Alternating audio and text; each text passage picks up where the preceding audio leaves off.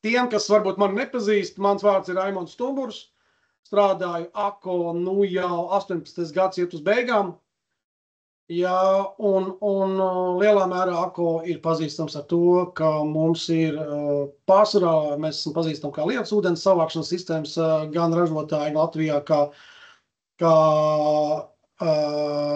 arī kā pārdošanas kompānija, bet mūsu klāstā ir arī naftasadalītāji, mūsu klāstā ir attīrīšanas iekārtas, ir caurules, respektīvi ir daudz dažādas lietas.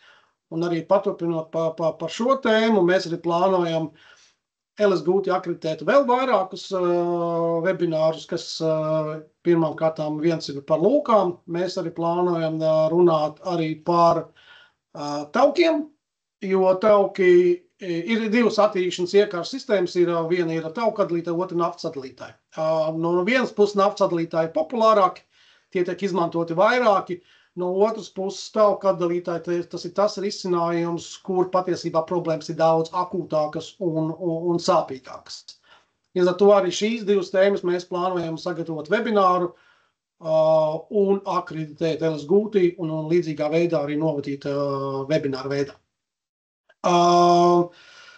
Vēl viena tēma, kas man personīgi uzrunā, tās ir čugunu lūkas. Un arī ar čugunu lūkām mums ir zināmā mērā problēmas uz ielām diezgan bieži sastopamas. Jā, man šķiet, ka es zinu, kur tā vaina, kur tā problēma. Un attiecīgi arī ar šo tēmu es labprāt padalītos ar savu pieredzi, ar savām zināšanām.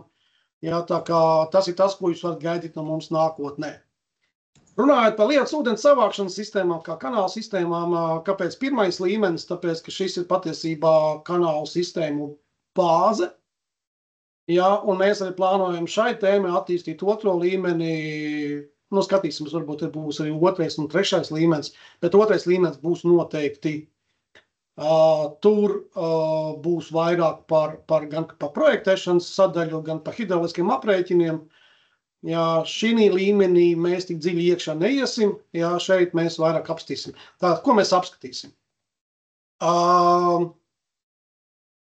Jā, respektīvi, mums ir virkne tēmas, gan nedaudz apstīsimies kopīgi pa ūdens sistēmām, iedziļināsim bišķiņ standartos, apskatīsimies kanālu sistēmas,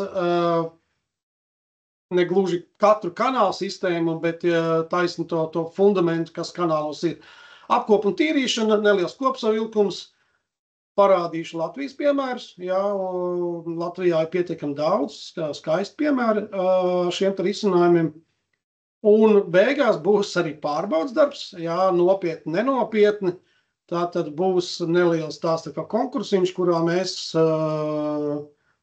uzdosim par šajā seminārā dzirdēto jautājumus, un jums vajadzēs uz viņiem atbildēt, bet par to tad varbūt ka beigās. Jā, kā es minēju, savus jautājumus rakstiet čatā, ar vienu aci skatīšos arī uz čatu. Jā, un uzreiz arī centīšos atbildēt, ja jautājums prasīs padziļinātāku, tad mēs viņu atliksim uz vēlāku, un tad es jums atbildēšu rakstiskajā formā uz šo atbildi. Bet es ceru, ka es spēšu atbildēt uz visiem jūsu jautājumiem.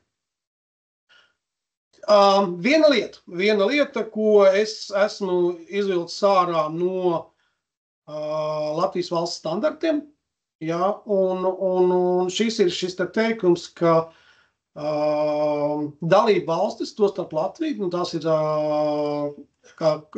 Eiropas normas komitejas valsts, kurā ietilpst arī Latvija. Jā, un tas skaidrojums ir tāds, ka Latvijai ir pienākums pārņemt visus Eiropas standartus nacionālo standartu statusā. Tāpat tām ir jāceļ nacionālo standarti, kas ir pretrunā ar Eiropas standartiem, un tas nozīmē, ka ir viens standarts identisks 34 valstīm. Tas nozīmē, ka šie standarti, un viņus sauc par harmonizētiem standartiem, faktiski, kur visas Eiropas dalības valstis ir piekritušas, ka mēs darām tā, faktiski būtu pārņemami nacionālo standartu, kā nacionālai standarti. Un starp tiem ir arī, no vienas puses mēs vairāk pazīstama gūlijas, un gūlijas, ja lietas ūdens savākšanas punktveida risinājumi ir pazīstams zem standarta 124, jā, savukārt kanāli ir pazīstams zem standarta 1433. Būtiskā atšķirība starp šiem standartiem ir tas, ka 1433 ir harmonizētais standarts, 124 nav. Ko tas nozīmē? Tas nozīmē to, ka pirmām kārtām, ja mēs runājam par kanālu sistēmām, tad visas valstis ir vienojušās, ja mēs ražojam kanālus, tad mēs ražojam tā. Ar gūlijām tik liela vienprātība nav. Līdz ar to, lai arī bija baumas, ka šo standartu arī harmonizēs, bet cik es zinu, līdz šai dienai šis standarts vēl nav harmonizētais. Ko tas vēl maina? Tas maina to, ka ir tā saucamās eksploatācijas īpašības deklarācijas. Un eksploatācijas īpašības deklarācijas ir diezgan definēta forma, kurā jūs apliecināt to, ka tas izstrādājums ir atbilstoši gan standartam, gan Eiropas Savienības regulai. Jā, tad līnijveida sistēmām šīs eksploatācijas īpašības deklarācijas ir, jā, un punktveida risinājumiem nav. Attiecīgi arī CE marķējumi līnijveida sistēmām vienmēr būtu jābūt CE marķētiem risinājumiem. Savukārt gūlijas atkal nekad nebūs CE marķēts. Respektīvi, ja jūs, teiksim, saņemat punktveida risinājumu, kuram virsū ir CE marķējums, jā, principā tas ir tā pirmā pazīme, ka šis risinājums kaut kas viņam neatbilst patiesībai. Jā, turpinot, jā, respektīvi tie produkti, kas ir harmonizēti, tātad 1433, tie iet zem regulas 305/2011, jā, kas arī starp citu dotajā brīdī ir maiņas procesā.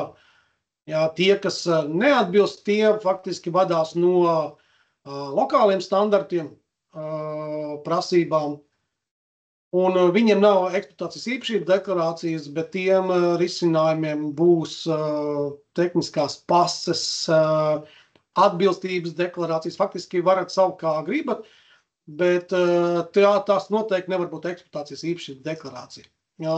Tehniskajās pasēs parasti vajadzētu būt tā, teiksim, ja mēs projektā esam deklarējuši, ka mums ir nepieciešama gūlija ar D400 slodzes klasi, tad man faktiski kā ražotājiem būtu jādeklarē to, ja šī ir lietus ūdens savākšanas gūlija, ja viņa ir atbilstoša D400 slodzes klasi, respektīvi to, ko projektā prasa, to es faktiski deklarēju savā tehniskajā pasē vai atbilstības deklarācijā. Bet ir arī vesela virkne citu risinājumi, kuri nepadodas ne Eiropas standartiem harmonizētiem, nec neharmonizētajiem, un tur jau faktiski stipri vienkāršots. Kā minējuši, no AKO risinājumiem, teiksim, ir tāds lietas kā kājaslauķi, jā, un šie neiet nec zem harmonizētās normas, nec zem neharmonizētajām normām. Jā. Runājot par eksploatācijas īpašību deklarācijām tehniskajām pasēm, jā, kreisajā pusē jūs redzat līnijveida sistēmu, tehniskās pases, un tur ir noteikti punkti, kas parasti ir Eiropas normatīvos kā ZA pielikums, bet tur ir noteikts lietas, kas ir jādeklarē, gan testēšanas sistēmas, gan dažādas īpašības, kas ir testētas, to nosaka norma. Savukārt labajā pusē jūs redzat lūku, starp citu lūka kopā ar punktveida risinājumiem ir zem normas 124, un šeit mēs deklarējam kaut kāds noteikts tehniskos parametrus, kuras piemīt šai te lūkai, un attiecīgi tad pēc šiem te parametriem tiek izvērtēts, vai šī te lūka der vai neder. Starp citu par lūkām, kā jūs redzat, šajā tehniskajā pasē daudz vairāk informācijas nekā dažkārt projektos ir prasīts, bet tas atkal ir cits stāsts, tas ir cits seminārs. Es gribēju pievērst uzmanību, ka lūkām ir vesela virkne tehniskiem parametriem, kas ļautu mums uzlabot lūku risinājumus kopumā. Tātad šī ir tā nosītā tehniskā pase, kur es deklarēju lūku tehniskos parametrus. Punktveida risinājumi un līnijveida risinājumi. būtiskas atšķirības ir pietiekami daudz. Viens no tiem ir, sāksim ar pašu sākumu, ka uz punktiem risinājumā mums vajag veidot kritumus. Parasti tie ir, ja tas lielāks laukums, 4 kritumi uz punktu, plus vēl mums ir pazemes cauruļvades sistēmas, plus vēl mums varētu būt cauruļu savienojuma vietās katakas, kas vēl, faktiski, tas ir, respektīvi, arī dziļākas instalācijas. Līnijveida sistēmas ir tās, kas patiesībā atrodas salīdzinoši seklāk. Kritumi patiesībā ir tikai 1 vai 2 atkarībā no līnijas izvietojuma. Parasti jautā, kur ta sistēma ir lētāka vai kādas ir izmaksas. Un tas īstenībā to ir ļoti grūti pateikt, tāpēc, ka tas ļoti atkarīgs no projekta. Pirmais, ko es gribēju parādīt, ir šāds risinājums no Latvijas, Latgales iela 269, bijušā Maskavas iela. Un šis projekts ir īpašs ar to, ka šeit bija iekšpagalma stāvlaukums, kur faktiski nebija lietus ūdens savākšanas sistēmas, un mēs ar šo te borda sistēmu faktiski izveidojām to, un tas pozitīvais efekts bija tāds, ka mums nenācās rakties dziļāk, ja būtu jāizveido gulijas, būtu nepieciešams dziļāk rakties, un tur mēs noteikti varētu sastapt gan dažādas komunikācijas, elektrību, gāzi, telekomunikācijas. Šeit mēs faktiski nomainījām tikai bordas, un pateicoties šīm te bordām, mēs savienojām 2 attālinātus ūdens savākšanas punktus. Kā rezultātā izveidojām diezgan jauku kanāla sistēmu un lietus ūdens savākšanas sistēmu. Neiedziļinoties pārāk dziļi, šīs sistēmas augstums ir tikai 30 cm, no kuriem 13 cm ir virs zemes.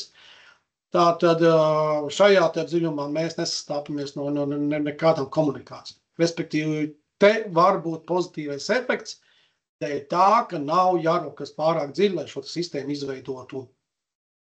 Proti vēl, ja mēs veidojam cauruļu sistēmas, tad mums jāiet ar noteiktu slīpumu, un galu galā mēs varam nonākt līdz tam, ka mums vēl galā jāliek ir sūkņu stacija. Tātad, lai salīdzinātu šīs 2 punktveida sistēmas un līnijveida sistēmas konkrētajā projektā, ir jāņem ļoti daudz dažādu mainīgo, lai reāli salīdzinātu izmaksas pa labu vienai vai otrai sistēmai.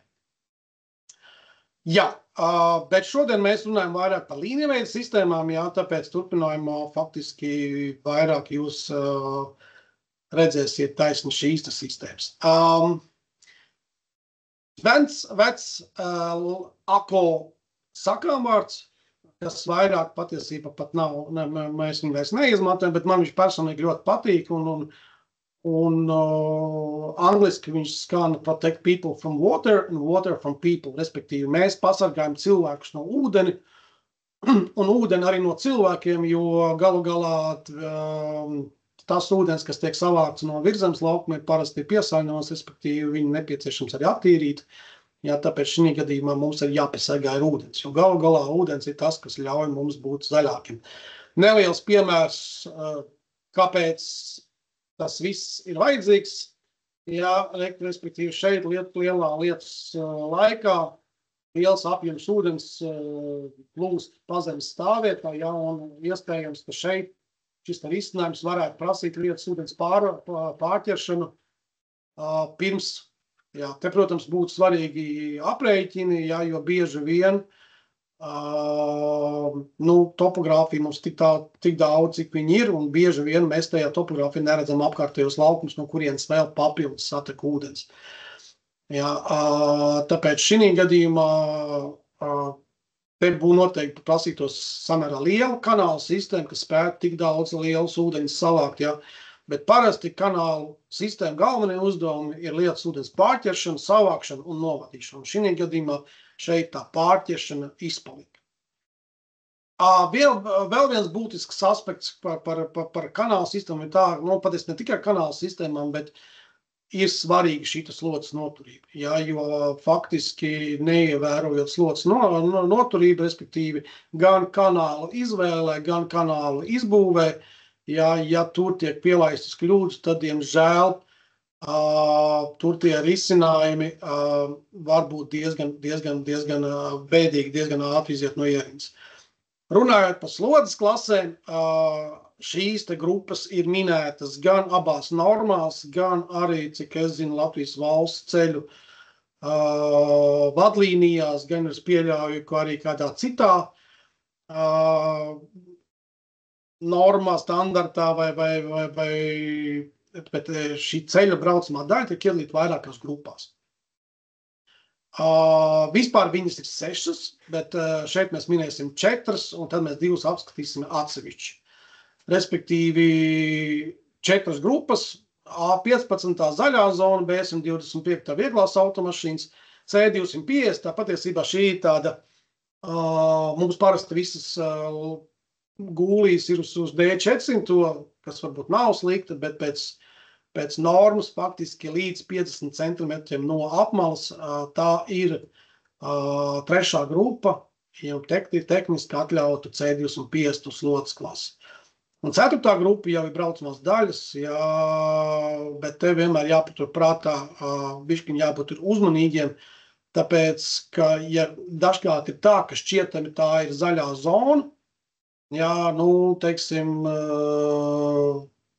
šeit patās mums pie Dzelzavas ielas ir 2 braucamās joslas, un par vidu ir zaļā josla.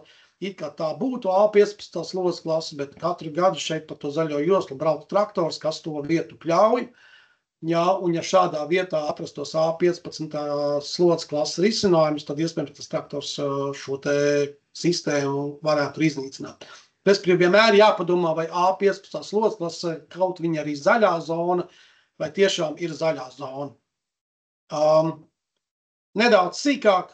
Tātad A slodzes klase, jeb A15 slodzes klase, tā ir gājēju riteņbraucēju zona, kur mēs esam pārliecināti, ka šāda veida kustība būs šajā vietā, bet tajā pašā laikā ir privātmāju vajadzībām, viņa arī pieļauj, bet tas ir privātmāju vajadzībām, pieļauj arī vieglo automašīnu. Respektīvi šeit nāk klāt arī viegla automašīna, bet intensitāte nav tik augsta. Jo parasti ir 1 vai 2, maksimums 3 mašīnas ģimenē, un tas ir, respektīvi, pāris reizes dienā A15 slodzes klases privātajām vajadzībām pieļauj vieglu automašīnu. B125 patiesībā Latvijā izmantota samērā reti, bet tā ir tajās vietās, kur tiek nodrošināts, ka ir tikai vieglās automašīnas. Parasti tās ir vai nu daudzstāvu stāvvietas, vai nu pazemes stāvvietas. Tur, kur dēļ augstuma praktiski lielākas mašīnas iebraukt nevar, tad šeit B125 klase varētu būt izmantojama. C250 slodzes klase, jau populārāka slodzes klase Latvijā izmanto samērā bieži. Parasti tās ir stāvlaukumi, tie paši lielveikali stāvlaukumi, vai jebkura cita, kas nav intensīva ceļa braucamajā daļā. Šeit parasti ir ātruma ierobežojums no 5 līdz 20 km/h. Tad šī būtu tā vieta, kur C slodzes klase būtu izmantojama. D400 slodzes klase, tā ir jau ceļa braucamā daļa, lai gan tā, es jau bišķiņot atplīts. D400 slodzes klase, parasti tā ir ielas braucamā daļa. Tomēr te būtu jāpadomā, kuru sistēmu mēs izmantojam, jo ir daudz un dažādas sistēmas, bet nevienmēr tur, kur visas sistēmas būs derīgas.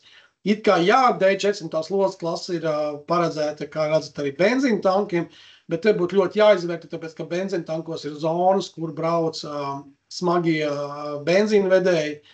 benzīntankos turklāt ir ierobežota teritorija, tas nozīmē, ka viņam nāksies tajā teritorijā diezgan arī grozīties. Ja šīs te vietas es izvērtētu, vai tiešām D400 tur būtu piemērojami. Ja ir šaubas, vienmēr varat konsultēties ar mums.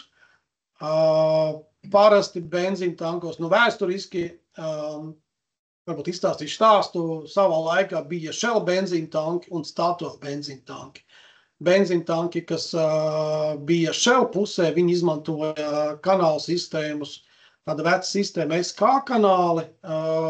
Šī sistēma fundamentāli ir uz F900 slodzes klasi. Statoilos izmantoja D400 slodzes klases kanāls. Un kaut kādā brīdī Shells aizgāja no Latvijas tirgus projām un Statoils pārpirka visus Shells. Un tad mēs jau pēc gadus vēlāk varējām pateikt, kuri kādreiz ir bijuši Shelli pēc kanāla sistēmas, un kuri jau sākotnēji bijuši Statoili. Kāpēc? Tāpēc, ka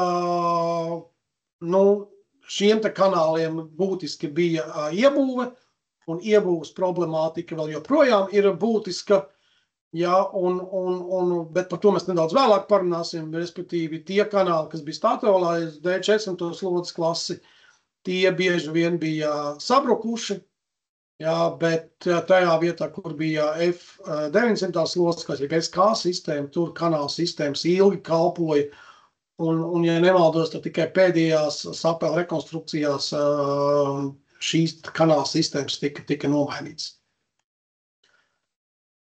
Kas attiecās uz E-slodzes klasi, kas nav minēta ceļu vadlīnijās, šī ir industriālā sistēma. Respektīvi, šī ir tā sistēma, kur atradīsies tajās vietās, par kuru pārvietojās mašīnas, kuras parasti pa ielu nepārvietojās. Pirmais, kas man nāk prātā, ir kokapstrāde, jo kokapstrādes teritorijā bez baitvedējiem ir arī speciālā tehnika, kura faktiski spēj pārkraut lielus, patiesībā vienu baitvedēja kravu, viņi var paņemt ar vienu grābienu. Tādu tehniku uz ielas jūs neredzēsiet, bet šādās industriālās zonās tādu ir pietiekami daudz. Un tad šī E600 slodzes klase būtu tā atbilstošākā, ko izmantot šajās zonās. Tipisks piemērs arī ir ostas. Arī ostās ir palielināta liela tehnika, kur arī uz ielas parasti jūs neredzēsiet. Agrāk mums tas bija aktuāli ar ogļu pārkraušanas termināliem. Tad tā arī būtu tāda izteikta E600 slodzes klases vieta. Un F900 faktiski tai ir viens pielietojums, un tās ir lidostas, lai gan jāpatur prātā, ka F sistēmu var izmantot pat A, B un C un citās slodzes klases vietās, savukārt A varēs izmantot tikai gājies zonās un riteņbraucienu zonās. Vai tas ir racionāli? Tas ir cits jautājums, vai ir racionāli izmantot F slodzes klases A klases zonās, bet noteikti to var darīt, savukārt otrādi ne. Respektīvi, it kā no vienas puses F slodzes klase ir tikai domāt lidostām, bet der viņi faktiski jebkurai zonai.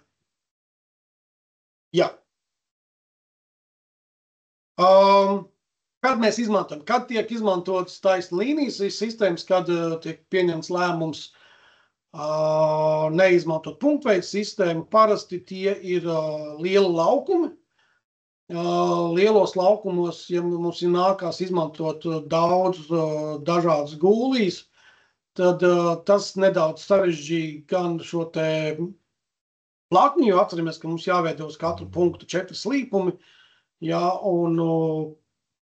un tajā brīdī projektētais arhitekts var noslēgties par labu kanāla sistēmām. Ļoti bieži tās ir lineārie objekti, te mēs varam runāt, šeit arī piemērā un arī Latvijā izmanto arī promenādēs, respektīvi tur, kur ir tievi gari lineāri objekti, tur faktiski kanāla sistēmas tiek izmantotas, jo ar punktveidu sistēmām nāktos iet pārāk dziļi un dažkārt pat nāktos izmantot vienu vai pat vairākas sūkņu stacijas, ja līdz ar to kanāla sistēmas, kuras atrodas samērā sekli, tiek tā kā dot priekšroku tām. Vēl, kur tiek izmantots kanāla sistēmas, dažādas nozīmes teritoriju nodalīšanā. Nu, pieņemsim, tas varētu būt tāds klasisks izmantošanas veids ir garāžas priekš, respektīvi mums ir ārpus garāža, mums ir garāžas iekšpuse, kur mēs noteikti negribam, lai ūdens mums ieplūst iekšā. Nu, tad mēs šo te vietu norobežojam ar kanāla sistēmu, ar to domu, ka kanāla sistēma lietas ūdens plūsmu pārķer un tā nenokļūst garāžā. Nu, tas tā pārķeršanas funkcija, kas ir kanāliem, jā, tas tāds tipiskais. Arī tas tipiskais variants ir, kad kanāla sistēma varētu būt atdalīt privāto teritoriju no sabiedriskās teritorijas. Dažkārt zem vārtņiem ir arī kanāla sistēmas, lai pārķertu tos lietus, gan tie atkarībā no reliefa, gan tie tā plūsma, kas nāk no publiskās teritorijas privātajā teritorijā, lai to pārķertu, vai taisn otrādāk, lai no privātās teritorijas ūdens neplūstu uz sabiedrisko teritoriju. Patiesībā, runājot par šo, jā, es zinu, ka atsevišķās valstīs tieši tā, ja jums no privātās teritorijas, no kuras parasti kritums ir uz publisko teritoriju, nav šī te kanāla sistēma, kas pārķer jūsu teritorijā radušos lietus ūdeņus, tad jums jāmaksā papildus par lietus ūdens apsaimniekošanu, kas tiek veikta sabiedriskajos tīklos. Jā, tā kā tas arī var būt atsevišķās valstīs. Latvijā runāja, ka, ja gadījumā no privātās teritorijas plūst iekšā lietus ūdeņi, tad atsevišķās pašvaldībās var jums tikt aprēķināt lietus ūdens apsaimniekošanas maksa. Nu, un arvien biežāk, nākas izdodas sastapties ar ielas infrastruktūru, respektīvi, kur ielas infrastruktūra jau tiek veidota uz kanālu sistēmām. Jā, tāds tipiskais piemērs man laikam ir Aizpute, kur ir gan izbraukšanā uz Liepāju, gan izbraukšanā uz Jelgavu. Ir kanāla sistēmas izveidotas uz ceļa, gan arī Daugavpilī, kur ir faktiski vesels kvartāls izveidots ar kanāla sistēmām, respektīvi no ceļa tiek novāktas gulijas, respektīvi ūdenim nav jātek, 25 metri līdz gūlijai, jā, ūdens tiek savākts uzreiz kanāla sistēmās, jā, tādējādi ātrāk apsaimniekojot, trenējot lietu. Vai tik tālu jautājumu nav? Vismaz čatā es viņus neredzu. Jā, droši rakstiet, ja tāda parādās. Kanāla materiāli. Nu, no kādiem materiāliem tad mēs veidojam šīs kanāla sistēmas? Jā, viens no tādiem vēsturiski senākiem ir cementbetons. Jā, tas patiesībā bija pirmais materiāls, no kā tika veidot kanāli. Vēlāk parādījās polimēra betons 70. gadu sākumā, un pēdējā laikā arvien biežāk jau tiek sastapts arī plastikāta sistēmas un atsevišķos gadījumos metāla sistēmas. Jā, nu, faktiski betons jau patiesībā jau izsens ir viens no senākiem materiāliem. Jā, tāpēc arī diezgan loģiski, ka arī kanāla sistēmas pirmās bija veidotas no šī te materiāla. Jā, un vēl joprojām ir sistēmas, kas tiek veidotas no cementbetona. Bet šīm te kanāla sistēmām, kāpēc viņas pašlaik izmanto retāk, tāpēc, kad cementbetons uzsūc ūdeni. Jā, šeit var runāt par to, ka uzsūcot materiālā ūdeni ziemas temperatūrās, ūdens kristāliem veidojoties, ledus kristāliem veidojoties, šis materiāls tiek bojāts. Bet arī šeit, ja tehnoloģijas iet uz priekšu un tiek veidoti betoni, kas jau ir mazāk uzsūcoši, jā, bet joprojām, kas vēl viena īpašība, kas cementbetona kanāliem ir, viņi smagi. Viņi ir smagi, līdz ar to ar viņiem ir sarežģītāk rīkoties instalācijas procesa laikā. Jā, biežāk pie mums izmanto taisni, teiksim tā, cementbetona kanāls izmanto salīdzinoši reti, un parasti tie ir ļoti īpaši objekti. Jā. Nu, to, ka tehnoloģijas ļauj šos te kanālus veidot gan kā atvērtos, gan kā monolītos, tas arī ir fakts. Polimēra betons, jā, kā es minēju, polimēra betons parādījās 70. gadu, pagājušā gadsimta 70. gados, jā, un pierādīja sevi kā gan labu materiālu, pirmām kārtām gan no ūdens, tā kā neuzsūcošs materiāls, gan arī ķīmiskā noturība ir augstāka. Kā tas tiek panākts? Faktiski cements tiek aizstāts ar polimēru sveķiem. Ja kādreiz sanāk kanāls aptausi, tā arī viņam tā pēc tausas viņš ir gludāks, mazāk porains, līdz ar to arī šī te ūdens novadīšana ir vienkāršāka, jo neaizķerās grūži, neaizķerās jebkas, kas var traucēt ūdenim šķērsot, tikt novadītam. Nu, un arī šie te kanāli pēc savas masas ir vienkāršāki, vieglāki, ērtāk lietojami, tāpēc faktiski bieži vien projektos ir taisni polimēra betona risinājumi. Plastikāta risinājumi ir samērā jauni risinājumi, bet es neteiktu, ka viņi, teiksim, ir slikti. Šī gadījumā jā, atsevišķām kanālu sistēmām tas var būt kā ierobežojums uz slogas izturību, jā, atsevišķām sistēmām respektīvi var būt arī lētāks kā lētāks risinājums, bet te ir jāpaturprātā, ka tas ir plastikāts. Un plastikātam vienmēr būs lielāka šī apkārtējās vidas ietekme, jā, gan temperatūras svārstības, jā, jo šis izplašanās koeficients plastikātam noteikti ir lielāks nekā tam pašam polimēra betonam vai cementbetonam. Respektīvi, kanāli var staigāt. Parasti kanāls taisa no polipropilēna, un tas lielā mērā ir saistīts ar ķīmisko noturību, ka polipropilēns ir izturīgāks pret ķīmiskajiem tiem pašiem naftas produktiem, jā, vai arī no high density polietilēns, jeb augsta blīvuma polietilēna, jā, bet tas parasti ir uz lielajām kanāla sistēmām. Jā, bet šie ir divi plastikāti materiāli, no kā tiek izmantots kanāla veidošana. Arī šeit jūs varat bildē redzēt, ka arī ne tikai kanāli tiek veidoti, bet arī rests. Jā, faktiski norma to ļauj. Un metāla sistēmas pēc būtības vispārīgi viņas ir pieejamas. Latvijā es nezinu nevienu metāla sistēmas izmantošanas vietu, kur tas tiktu izmantots kā lietus ūdens apsaimniekošanas risinājums, bet norma to apskata, bet jāpaturprātā ir vēl viens faktors, ka kanālu sistēmas norma runā ne tikai par braucamo daļu, respektīvi jeb ārtelpu, bet runā arī iekštelpu.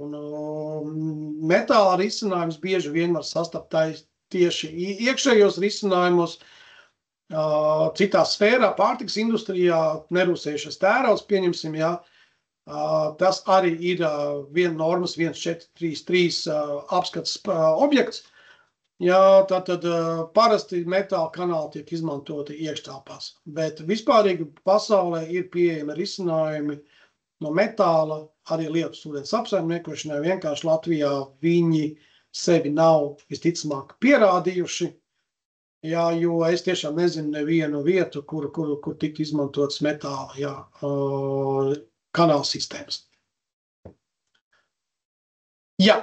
Kādi tad mums kanāli ir? Jāsaka tā uzreiz, kad norma definē divus veidus, atvērtie kanāli un monolītie kanāli. Es no sevis pieliku klāt vēl speciālos kanālus, un tūlīt redzēsiet arī kāpēc. Tātad atvērtie kanāli. Parasti viena no populārākiem risinājumiem tiek izmantots kanāls, un pa virsu ir uzliekama reste. Bieži vien tā ir no čuguna, bet tāpat tās var būt arī no cita materiāla. Ko tas dod? Tas dod to, ka mēs varam variēt. Mēs varam šīs kanāla sistēmas variēt dažādām slodzes klasēm, respektīvi kanāls ir tas pats, bet restes izmantojam atbilstoši tai slodzes klasē, kas konkrētajā vietā mums ir. Jā, respektīvi sākot no A15 un faktiski atvērtās sistēmas es izmantotu līdz D400 slodzes klasē, bet ir arī noteikti risinājumi, kas ir domāti gan E slodzes klasē, gan F slodzes klasē, respektīvi pat lidostās, var tikt izmantots atsevišķas sistēmas ar uzliekamām restēm. Te vienkārši būtu jāpadomā, ko man tas dod. Uzliekamā resta dod to, ka jūs to resti varat noņemt nost. Pēc kā jums viņu vajag noņemt nost, viena no tādām klasiskām nepieciešamībām ir kanālu iztīrīt. Tātad jūs varat noņemt kanālus un noņemt restus un kanālus iztīrīt. Tas ir tik tālu forši, kamēr tos kanālus nevar noņemt kāds cits nesankcionēti. Un arī pie piemēriem es jums parādīšu vietas, kur varbūt kanāla sistēmas ar restotas kanāla sistēmas, atvērtos kanāla sistēmas neizmantot. Parādīšu, kāpēc, bet jāpatur prātā, ka nesankcionēta kanāla sistēma, pieņemsim, iedomājieties cietumā, ja, kad jums ir kanāla sistēma ar restēm cietumā, un jebkurš cilvēks, kuram ir spējas, analītiskā spēja saprast, kā to restu noņemt, ja faktiski to restu varētu noņemt un izmantot kā ieroci. Sākot no otras puses, ja noņemamās sistēmas, jeb atvērtie kanāli var tikt izmantoti kā daļa no arhitektoniskā, jeb jūs varat izveidot dizainiskas restes, ja, kas būs raksturīgs tikai jūsu objektā, ja, un tas var piešķirt šeit kanāla sistēmai tādu arhitektonisko vērtību. Arī šeit mēs noteikti apstīsimies uz piemēriem, kad mēs līdz tam tiksim.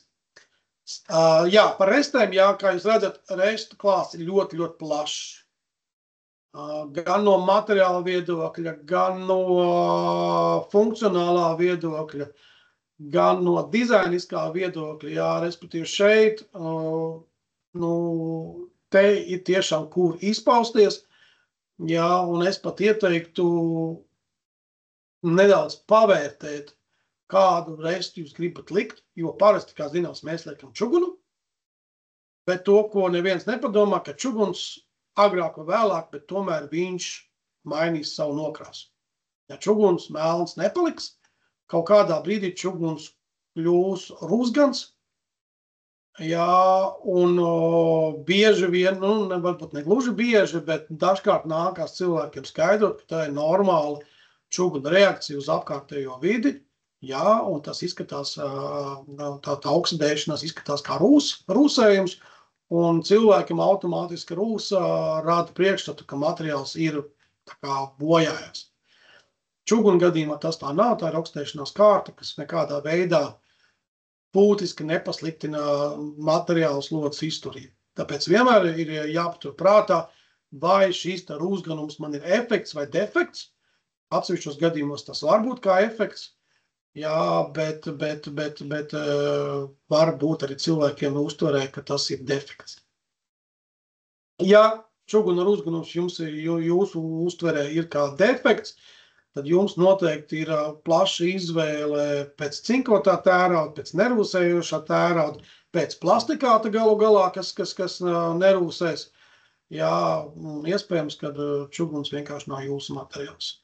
Cinkotais tērauds atkal ir divējādi. Cinkojoties tērauds ir lētāks par čugunu uz mazajām slodzes klasēm, bet uz lielajām slodzes klasēm cinkojoties tērauds paliek dārgāks par čugunu.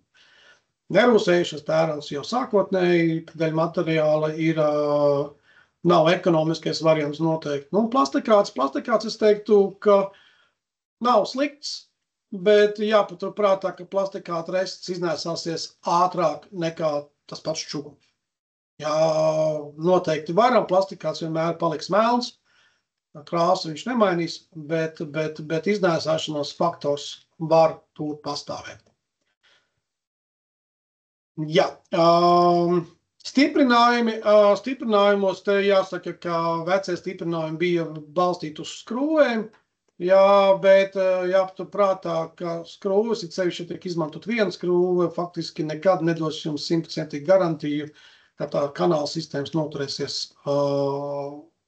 Jā, parasti tās ir vismaz 4 skrūves, lai garantētu šo te kanālu noturību, jā, bet atkal paturam prātā, ka viens no atvērto kanālu priekšrocībām bija tīrīšana, mēs varējām noņemt restes nost un iztīrīt ar rokām. Tad šeit, lai to izdarītu, pa pusmetru uz pusmetru ir 4 skrūves, un tas varētu būt diezgan laikietilpīgi, lai šādas restes no sākuma noņemtu, pēc tam uzliktu. Bieži vien te var saskārties ar to, ka skrūves ir ierūsējušas, jā, grūtāk atvērt, tā kā tas stiprinājuma jautājums var būt faktors. Jaunākās sistēmas neizmanto skrūvu risinājumus, respektīvi ir tās saucamās pašaizslēgšanās mehānismi, kur faktiski izveidots tāds sistēmas, ka kanāls aizķerās aiz kanāla malas. Atkal šeit, ja no vienas puses forši, nekas nav jāskrūvē, no otras puses šeit pastāv risks intensīvajās zonās, pieņemsim, automašīnām akselerējot ātrumu, respektīvi rests var tikt noraus. Tas nav pārāk biežs faktors, bet, ja jūs paskatītos YouTube, ir atsevišķi video, kur to var redzēt. Jā, te var būt arī cilvēciskais faktors, kad pēc kanāla tīrīšanas restas netiek kārtīgi uzliktas. Jā, tā kā šeit ir noteikti faktori, kuri jāņem vērā, atkal jau izvēloties kanāla sistēmas konkrētajā objektā. Vai es gribu, lai tās, vai man šajā projektā drošība ir pirmā vietā, vai varbūt, ka viņa dizainiskais prevalē pār drošību. Jā, tā kā atkal, tas ir tas, ko mēs arī aicinātu, ja, veidojot projektus, konsultēties, kura sistēma būtu piemērotākā, jo bieži vien cilvēki neaizdomājas līdz tādām lietām. Un atkal šeit būs zināmā mērā labi piemēri no Latvijas piemēra. Un tad mums ir monolītās sistēmas. Monolītās sistēmas parasti ir veidotas, ko nosaukums pasaka, ka tās ir veidotas monolītā lejumā, respektīvi, kā jūs redzat arī bildē, faktiski nav nekādu detaļu. Kanāls ir veidots kā monolīts sistēma. Ko tas dod? Tas dod to, ka faktiski reste ir nenoņemama.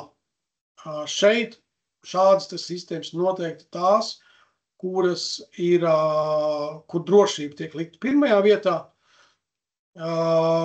Bieži vien tās ir industriālās zonas, kur šī sistēmas mums vajadzētu tikt izmantot.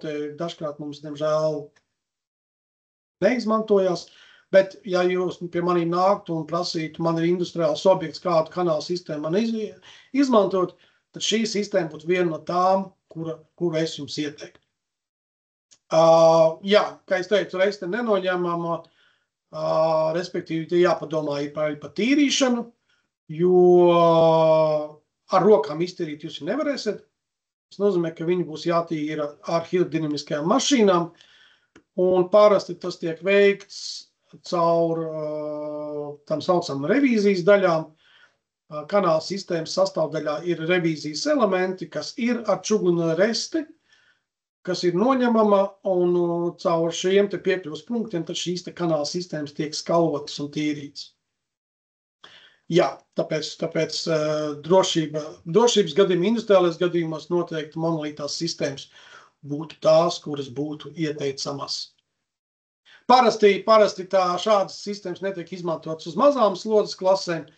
Parasti šis drošības faktors sākās kaut kur pie D400 slodzes klases. Tātad, ja jums ir objekts ar D400 un augstāk, tad tas būtu tas signāls, ka varbūt monolītā sistēma šajā objektā būtu labākā izvēle.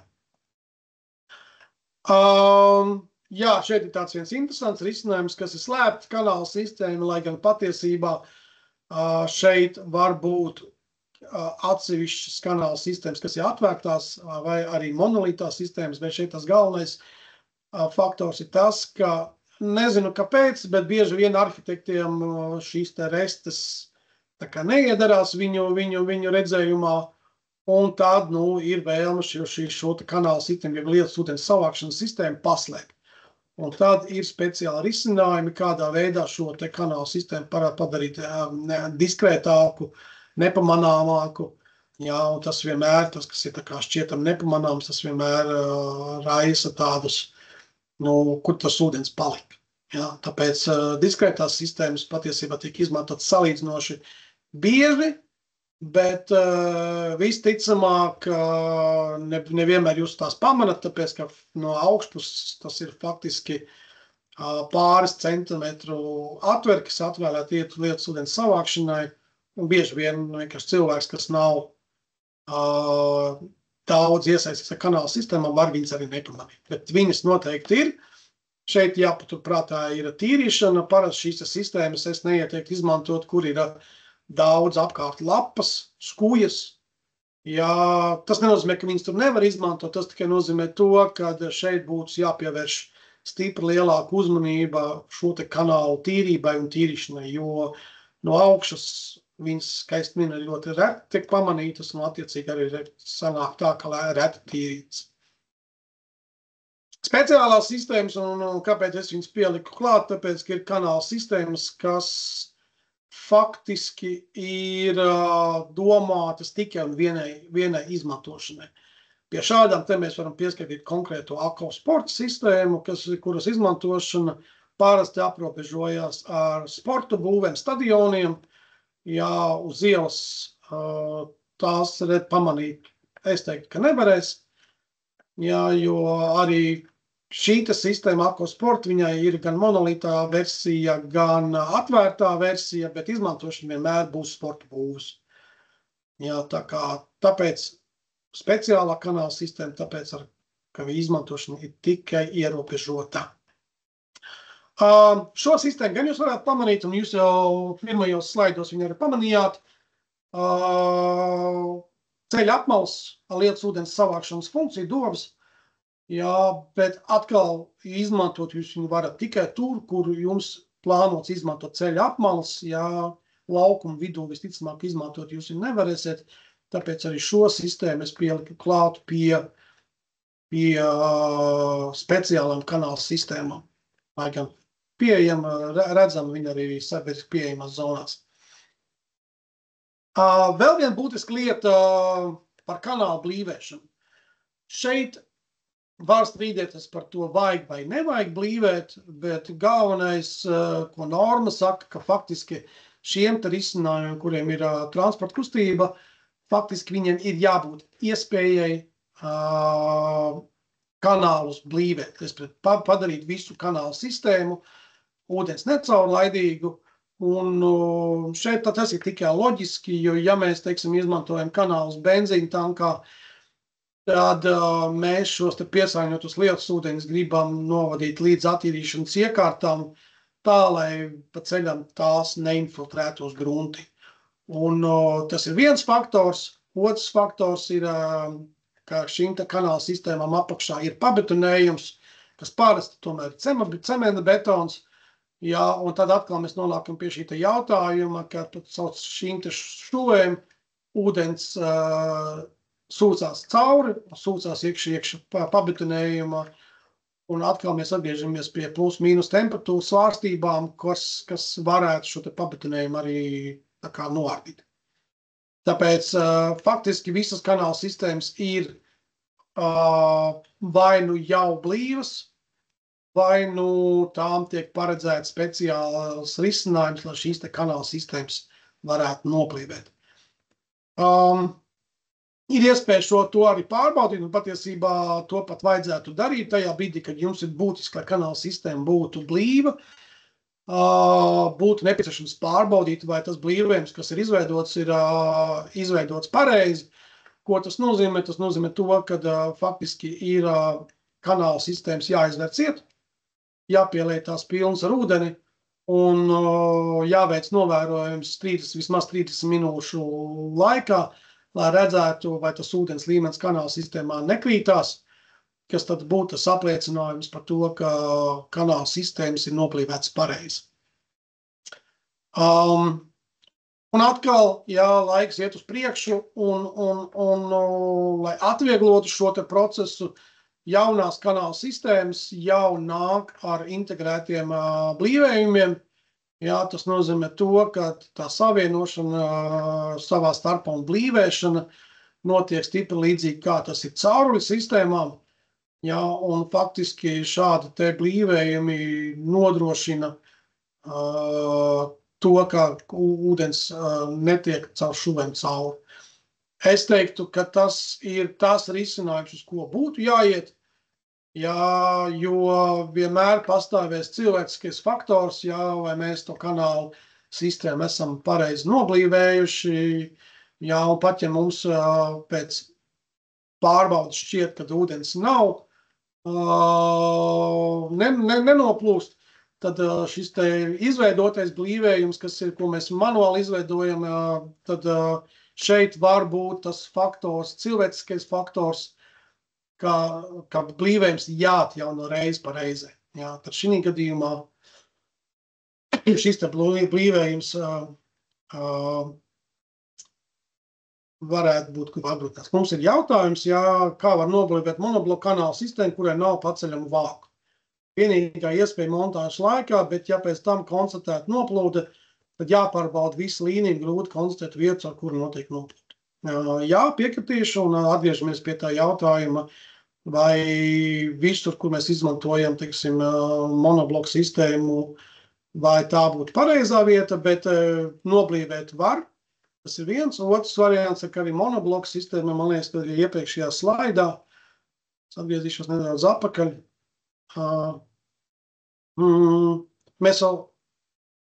Mēs tiksim līdz monoblokam, jā, bet vispārīgi monobloku sistēmas arī jau tiek veidotas ar šiem te integrētiem blīvējumiem. Tā kā arī monobloku sistēmā šie integrētie blīvējumi pastāv. Un ja tas ir būtiskais faktors, un jūs vēlaties šo kanālu sistēmu, tad vienkārši jāizvēlās monobloku sistēma ar iepildīto blīvējumu. Bet jā, piekritīšu, ka ja tas ir, teiksim, tas pats ceļa apmales sistēma, viņai nav pašlaik vismaz šīs te blīvējošais, jā, izbūves laikā to var noblīvēt, jā, bet teikšu godīgi, man pašlaik nav informācijas, cik ilgi šās te blīvējums kalpo. No otras puses, es varu pateikt to, ka borda sistēmas, kuras izbūvētas 2008. Gadā, tās joprojām kalpo. Jā, ar visu to, kad ir kanāla noplūde. Respektīvi, starp kanāliem nav izveidots šis te blīvējums. Jā. Tā kā lielā mērā tas nozīmē to, ka iespējams tādas sistēmas mēs neizmantojam tur, kur notiek ūdens savākšana piesārņotajos ūdeņos. Tur mēs meklētu pēc risinājuma, kas ir ar integrēto blīvējumu, un tādu sistēmu ir pietiekoši daudz. Es ceru, ka es atbildēšu jūsu jautājumu. Par kritumiem runājot, tas gan attiecās arī uz atvērtiem kanāliem un uz patiesībā vairāk uz atvērtiem kanāliem, un pateikšu, kāpēc. Vienmēr ir šis te jautājums, kādu kritumu man vajadzētu veidot, ar kādu kritumu man vajadzētu veidot kanālu. Tā būtiskākā atbilde varat kanāla sistēmas veidot arī bez krituma. respektīvi kanāla sistēmas pirmām kārtām ir samērā seklas. Parasti mēs varam tām piekļūt, un pat ja veidojas šis te piesērējums, tad mēs varam tās samērā vienkārši iztīrīt. Protams, mēs vienmēr cenšamies izmantot arī apkārtējo reljefu, un tāpēc pat, ja mums ir taisnie kanāli, bet mums ir dabiskais reljefs, tad kanāla sistēma un izvadas veido tā, lai izplūdes būtu reljefa zemākajos punktos. Nu jā, bet tomēr ir atsevišķām sistēmām, un parasti tās ir atvērtās sistēmas, kur ir jau tehniski izveidots kritums, un parasti mēs sakām, nu tas ir tiem klientiem, kurus mums ir ļoti grūti pārliecināt, ka pēc krituma kanāla sistēmas novadīs ūdeni uz zemāko punktu, kas parasti ir smilšķērājs. Bet, ja nu mums tomēr neizdodas, jā, tad ir nelielām līnijām iespēja izveidot kritumu ar kanāliem, kuros tas kritums ir izveidots jau pašos kanālos. Parasti tas ir 0,5 centimetrs uz metru, jeb 0,5% kritums. Jā, bet te uzreiz jāsaka, ka šeit ir ierobežojums. Parasti kanāla sistēmas to var izdarīt 10 metru garumā. Respektīvi, ja jums ir kanāla sistēma, kura ir ar līdz 10 metriem, mēs varam izveidot kanāla sistēmu ar iekšējo kritumu, bet kritiski tas nav, un es teiktu, ka profesionālās sistēmas, pat lielās sistēmas pat neļauj šādu iespēju. Ja atvērtajās sistēmās, un tas parasti ir privātmā īpašnieki, kurus tā kā mazliet grūtāk pārliecināt, jā, tur ir iespējams atsevišķas sistēmas to ļauj līdz 20 metriem, klasiskās sistēmas līdz 10 metriem. Tātad, ja šī gadījumā jums šis te kaut kādu iemeslu pēc šķiet svarīgs, tad to kritumu kanāla sistēmās var izveidot. Izstāstīšu stāstu no pieredzes. Uzņēmums izveidoja būvniecības laikā tika izveidot kanāla sistēma ar kritumu, bet beigās izrādījās tā, ka pieslēguma punkts ir augstākajā daļā. Un tad būvnieks prasa, ko tu man tagad darīt, tāpēc, ka kritums ir uz vienu pusi, bet izvads ir otrajā pusē. Mēs aptakā bišķiņ tā kā netikām skaidri, viens no variantiem bija pieliet kanālu daļēji ar betonu, lai tu kritumu izveidot pretējā virzienā, bet beigās mēs nonācām pie tā secinājuma, ka neveidojam nekur. Jā, respektīvi ļaujam ūdenim pašam izveidot šo te kritumu uz pretējo pusi, jo kanāla sistēmas lēnā garā piepildīsies ar smiltīm. Jā, tur kaut kādā brīdī tur stāvēs ūdens iekšā, pēc tam tur smilts stāvēs iekšā, bet ūdens tā vai tā atradīs zemāko punktu. Un tajā objektā tā arī palika, ka izvēlta punkts palika augstākajā vietā. Un no augšas skatoties, jūs pat nevarat pateikt, ka tas tur iekšā ir pretējā virzienā. Jā, protams, atkal izturot kanālu, atkal tas ūdens stāvēs, jā, pareizi tas nav. Bet šī gadījumā tas risinājums pieņemts tāds, ka neveidojam neko citu, kā ļaujam dabai pašai izveidot kritumu. Un tas vēl viens veids, ka izmantojot dažādus kanālus, var veidot kaskādas sistēmas, bet atkal šeit es zināmā mērā, ja negluži ierobežojumi garumā, tāpēc, ka taisnos posmus jūs varat veidot, cik garus gribiet. Jā, un šie pārklitieni starp kanāliem tad veido to slīpumu. Es ceru, ka man izdevās jums izstāstīt, ja pretējā gadījumā uzdodat jautājumus, mēģināšu atbildēt. Līnijveida kanāla tipi, un tas, es teiktu, ka šo te noteikti vajadzētu paturēt prātā. Kāpēc? Neatkarīgi no tā, vai kanāls ir atvērts vai slēgts, no normas viedokļa ir divi kanāla tipi, I-tips un M-tips. Ar ko viņi atšķirās, būtiskākā atšķirība ir tāda, ka M-tipam vienmēr būs nepieciešams apakšā vajadzīgs, ne tikai apakšā, bet, kā redzat, arī no sāniem ir nepieciešams betonējums. Un, lai arī kanāla sistēmas tiek deklarētas uz kaut kādu noteiktu slodzes klasi, bet tā slodzes klase neizpildās, ja nav šī te betonējuma. Tas nozīmē, ka norma paredz to, ka kanāls izturēs to slodzes klasi tikai tad, ja jūs izbūvēsiet viņu pareizi atbilstoši ražotāja sniegtajām instrukcijām. Un šeit tas cilvēciskais faktors, jeb izbūves faktors būs ļoti būtisks, jo, ja jūs pieļausiet būtiskas atkāpes, visticamāk kanāla sistēmas diezgan ātri cietīs, un tas, diemžēl, ir tas, kas faktiski kanāla sistēmas bieži vien var redzēt, ka tās ir bojātas. Jā, bet paturam prātā, kad pareiza instalācija ir būtiska jebkuram risinājumam. I-tipa kanāli ir faktiski, lai arī šeit tie izskatās samērā līdzīgi, bet I-tipa kanāli parasti ir veidoti no, atvērtie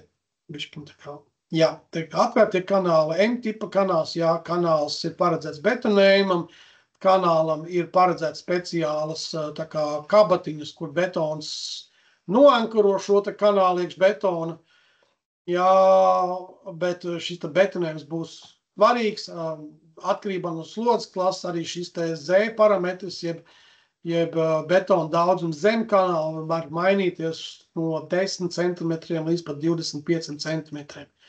Respektīvi, ja M-tipa kanālam jūs veidosiet slodzes klasi F900, tad šis te betonējums apakšā var būt līdz pat 25 cm.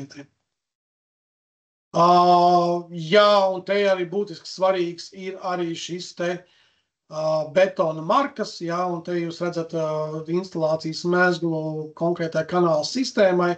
Ja jūs viņu betonējat uz, es mēģināšu sekundīti.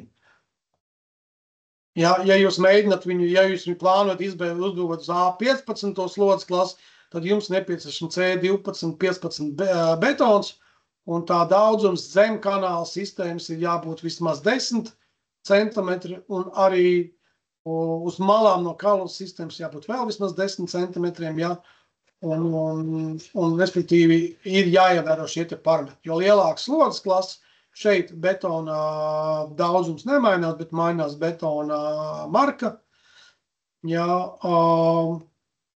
un pie lielām slodzes klasēm, jā, šis te betonējums var pat būt līdz pat augšā, jā, un te jūs redzat, šī ir konkrēta multiline sistēma, tāpēc jūs redzat instalācijas parametrus līdz E600 slodzes klasē, neredzat F900, bet jūs redzat, kā mainās betona markas, kā mainās betona izpildījums gan zem kanāliem, gan kanāla malām. Jā, tā kā šie ir kritiski svarīgi, lai kanāla sistēmas spētu kalpot ilgi. Un jāsaka, es esmu redzējis kanāla sistēmas, kas tiešām kalpo ilgi.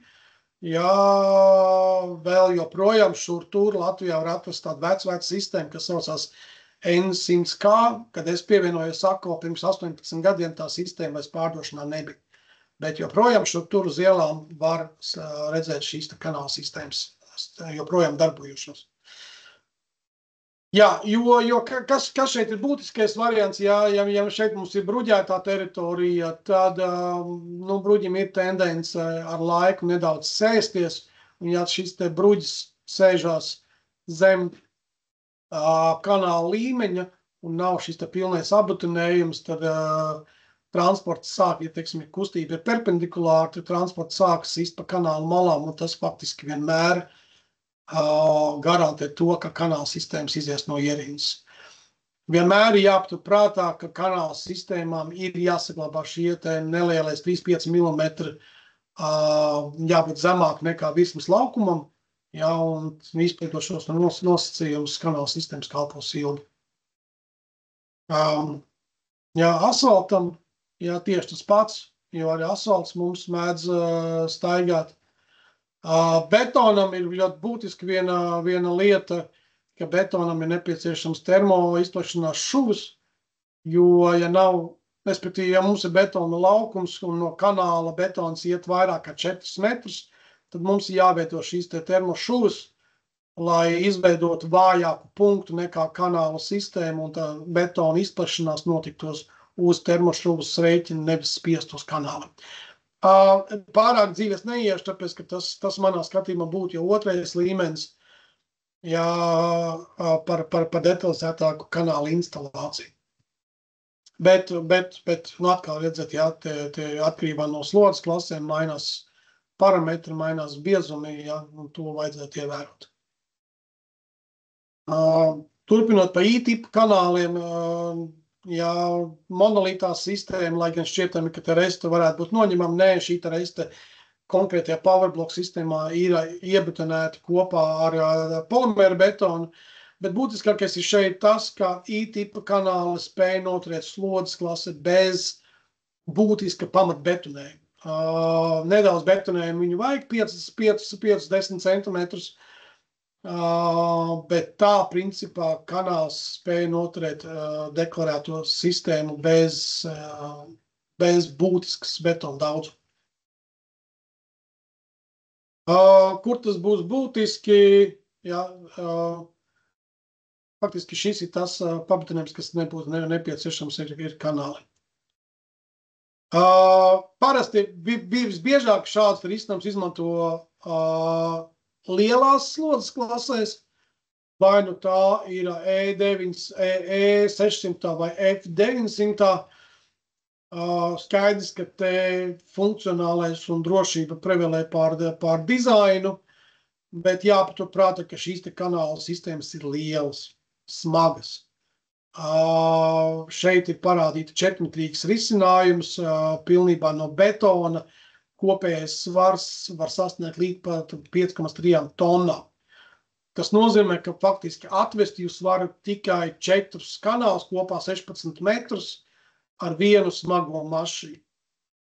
Šķietami priekš kam tādas izmantot, bet bieži vien taisni tajās teritorijās, pieņemsim lidostā, kur mēs negribam skrejceļu aizvērt ciet uz 2 nedēļām, jo tās viss ir nauda, tad šī gadījumā bieži vien izmanto taisni šādas te sistēmas ar to domu, ka viņu instalācija ir būtiski ātrāk. Jā, pats kanāls varbūt izmaksā dārgāk, jā, transportēšana izmaksā dārgāk, jo skaidrs, ka betonu atvest no rūpnīcām tas būs diezgan, no kanāla rūpnīcām, kas parasti nav Latvijā, būs dārgāk nekā atvest betonu ar tiem saucamiem bumbieriem uz objektu.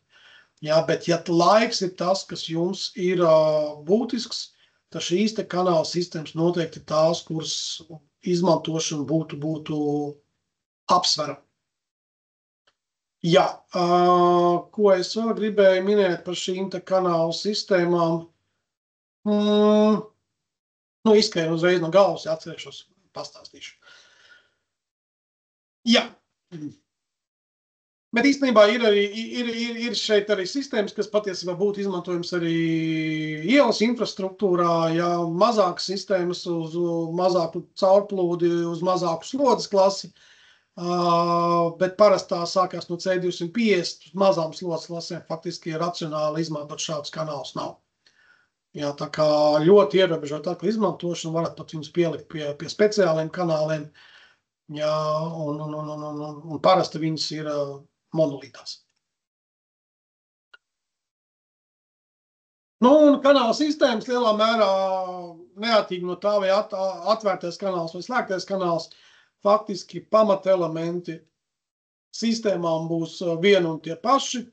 Būs kanāli, būs gružu ķērāji, būs aizslēgi, būs kaut kādā ziņā arī T-veida pieslēgumi.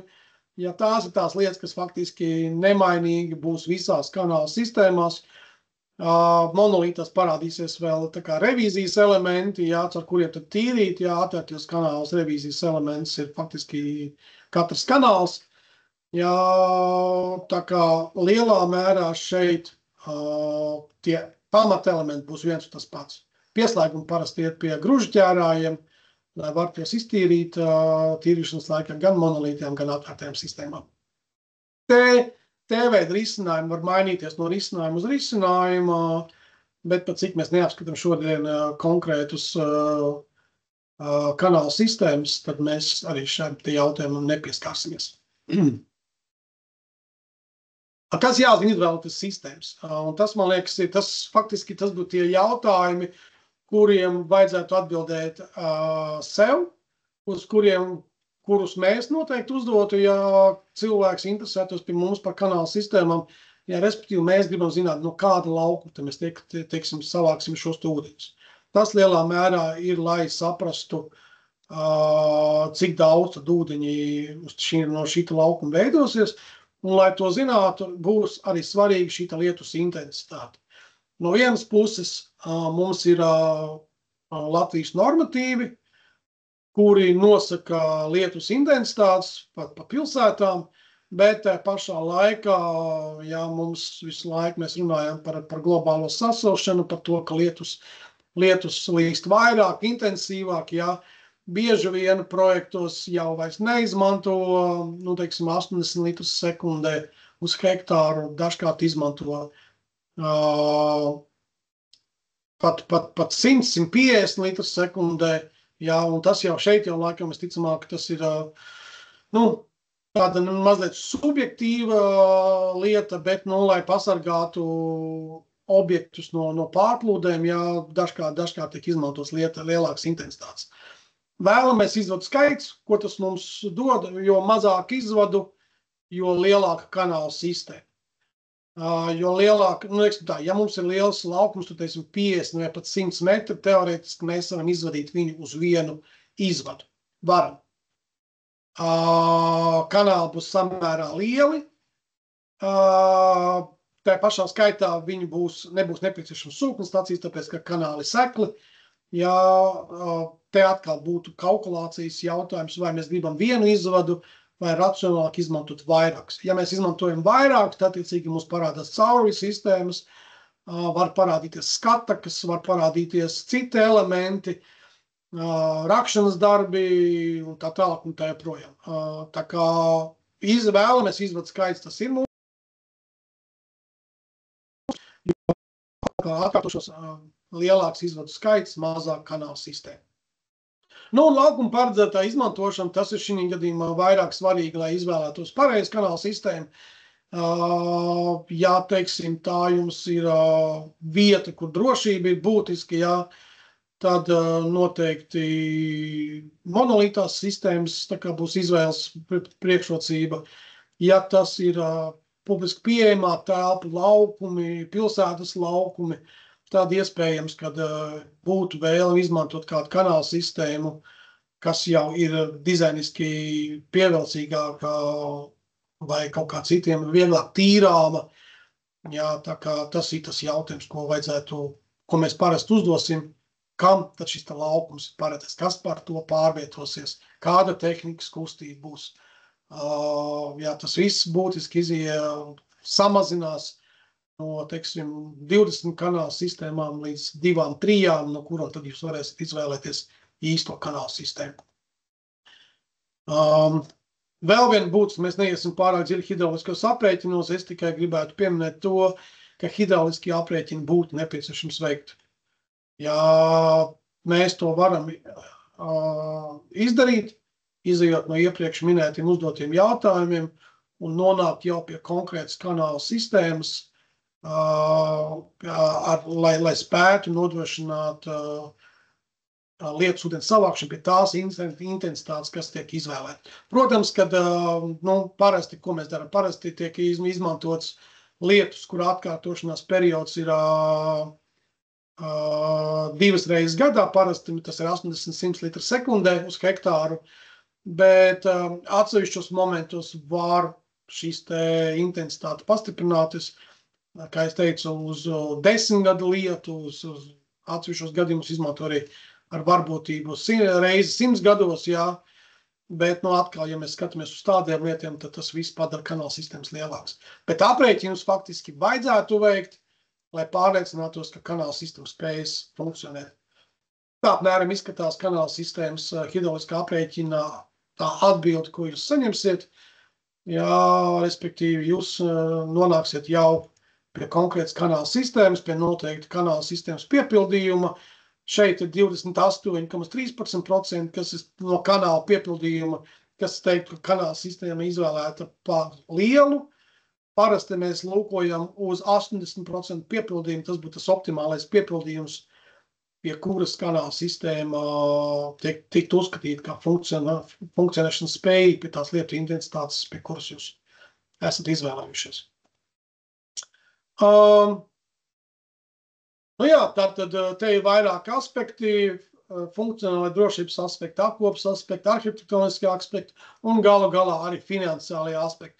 No mana skatu punkta es teiktu, ka tieši šādā te secībā vajadzētu izvērtēt kanāla sistēmas, jā, funkcionālā puse, jā, kādas kustības, respektīvi šeit atkal mēs atgriežamies pie dažādām restas izvēlēm, jā, ja mēs teiksim, teātra priekšā, kur mēs zinām, ka dāmas vēlas uzposties un arī kurpju izvēle tiek piešķirta zinām loma, jā, tad mēs noteikti negribētu nonākt šādā situācijā, ka mums ir nērtība šāda dēļ kanāla sistēmas. Jā. Tātad šeit būtu jāizvēlas reste, kas nodrošinā to, ka ūdens tiek savākts, bet šāds problēmas nerodas. Drošības aspekts, jā, šeit būtiski būtu, jā, Latvijā izteikti zakšanas problēmas nav, vismaz mēs to neizjūtam, jā, bet atkal no drošības aspekta, jā, restes var tik izmantotas kā tehniskā ierocis, respektīvi izvērtēt, vai mēs gribam, vai šeit teritorijā var pastāvēt risks, kad restes var tikt zaktas vai noņemtas, ja nē, forši liekam, ja jā, tad varbūt izvēlamies monolītos kanālus, kur restes nav noņemamas.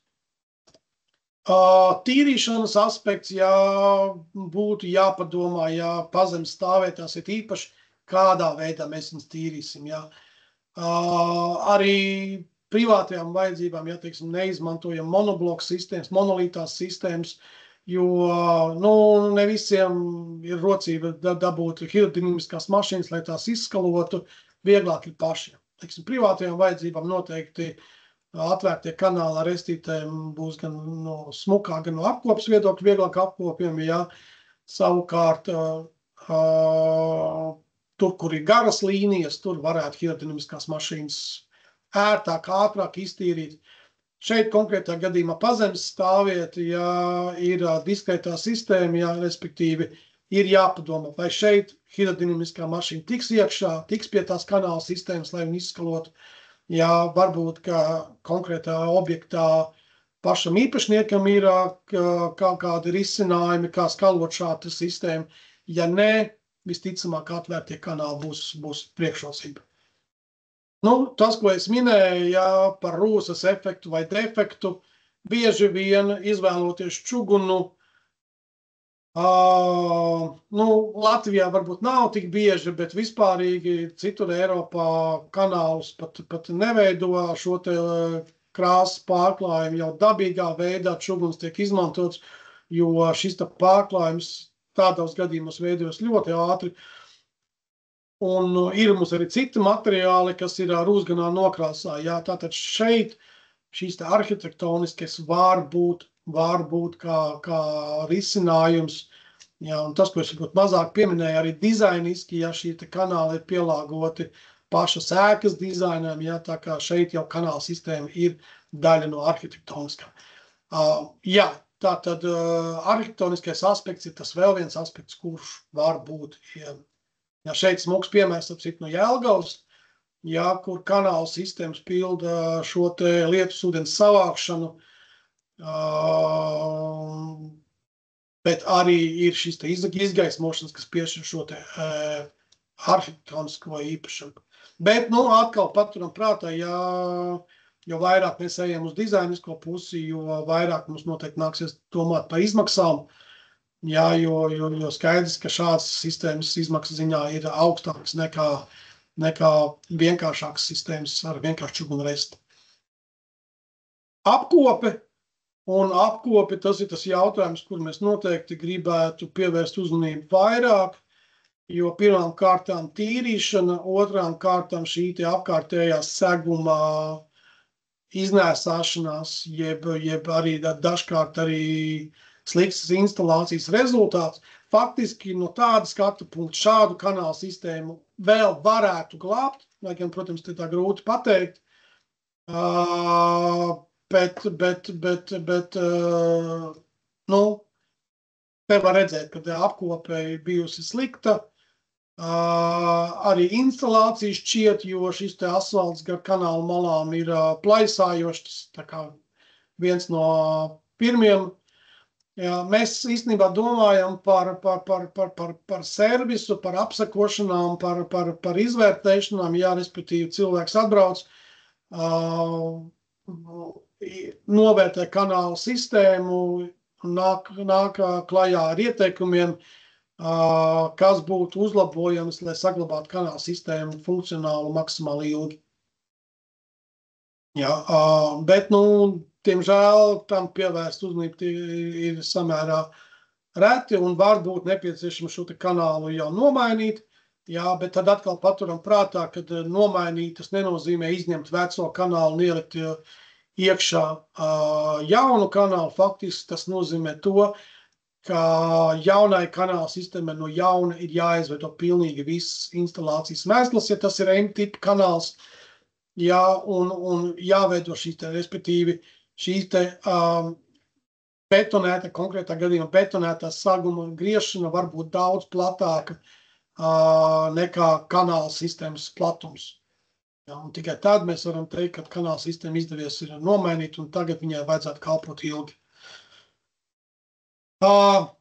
Kopsavilkumā, jā, pēc būtības līnija veida risinājumi ir pirmām kārtām jau daļa no lietas ūdens apsaimniekošanas, otrām kārtām spēja lietas ūdens savākt ātrāk un pēc tam, teiksim, pa kanāla iekšpus novadīt. Daudz dažādās objektos jūs varat kanāla sistēmas atrast. Ja uzstādīšana kvalitīva, tad kalpošanas laikam vajadzētu būt ilgam. Jā, bet arī paturam prātā apsaimniekošanu, tāpēc, ka, diemžēl, bieži vien kanāla sistēmas, kā es rādīju iepriekšējās bildēs, jau ir tā kā pilns ar zemi, jau zāle sāk augt, jā, un faktiski ūdens funkcijas savākšana, novadīšana nepildi. Sekļa risinājumu, un šeit risinājumu līnijveida sistēmām mēs sākot no 5 centimetriem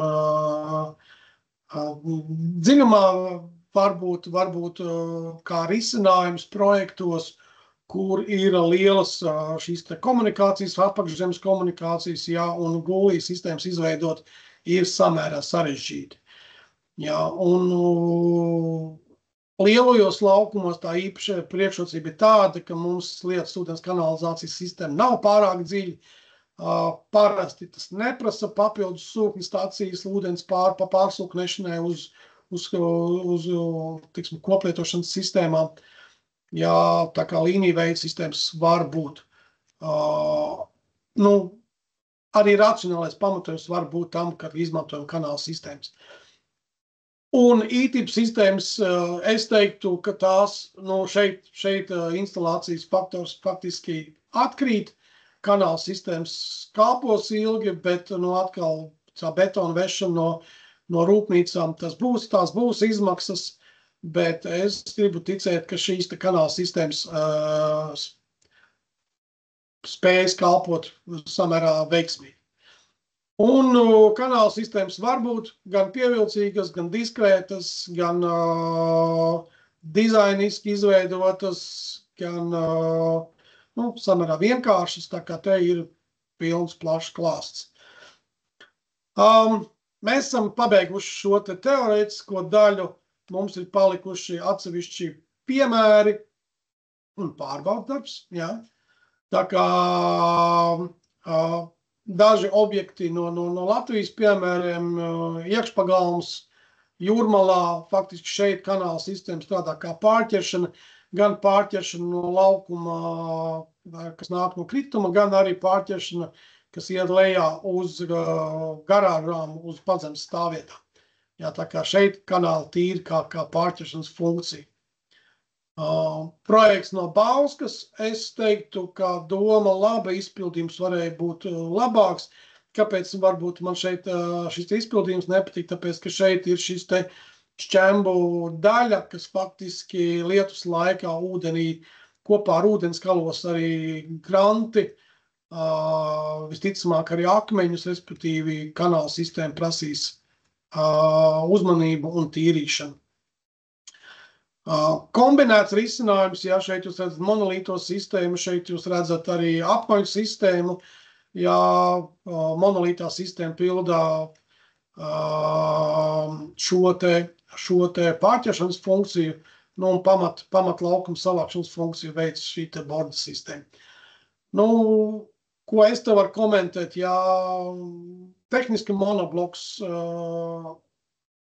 ir laba sistēma šeit, jā, bet es zinu, ka šī ir samērā publiska zona, šeit ir ceļš uz Siguldas Pilsdrupu estrādi, jā, šeit varētu izvēlēties arī mazliet, varbūt, vizuāli pievilcīgāk sistēma. Bet arī monolīta sistēma pildīs savu funkciju un kalpos veiksmīgi. Tas, kas ir pēdējā laikā aktuāls, tās ir perona dubultstacijas perons, kur jūs redzat, ir izmantot kanāla sistēma ar resti. Un šeit jūs varat redzēt kanāla restes transformāciju no krāsotas restes uz šo te rūsganumu. Jā, parādās pirmie rūsganumu plankumi, jā, un atzīšu, ka šis te pārējais process no melnas smukas restes uz rūsgano resti nav pievilcīgs, bet tai pašā laikā, tas pašlaik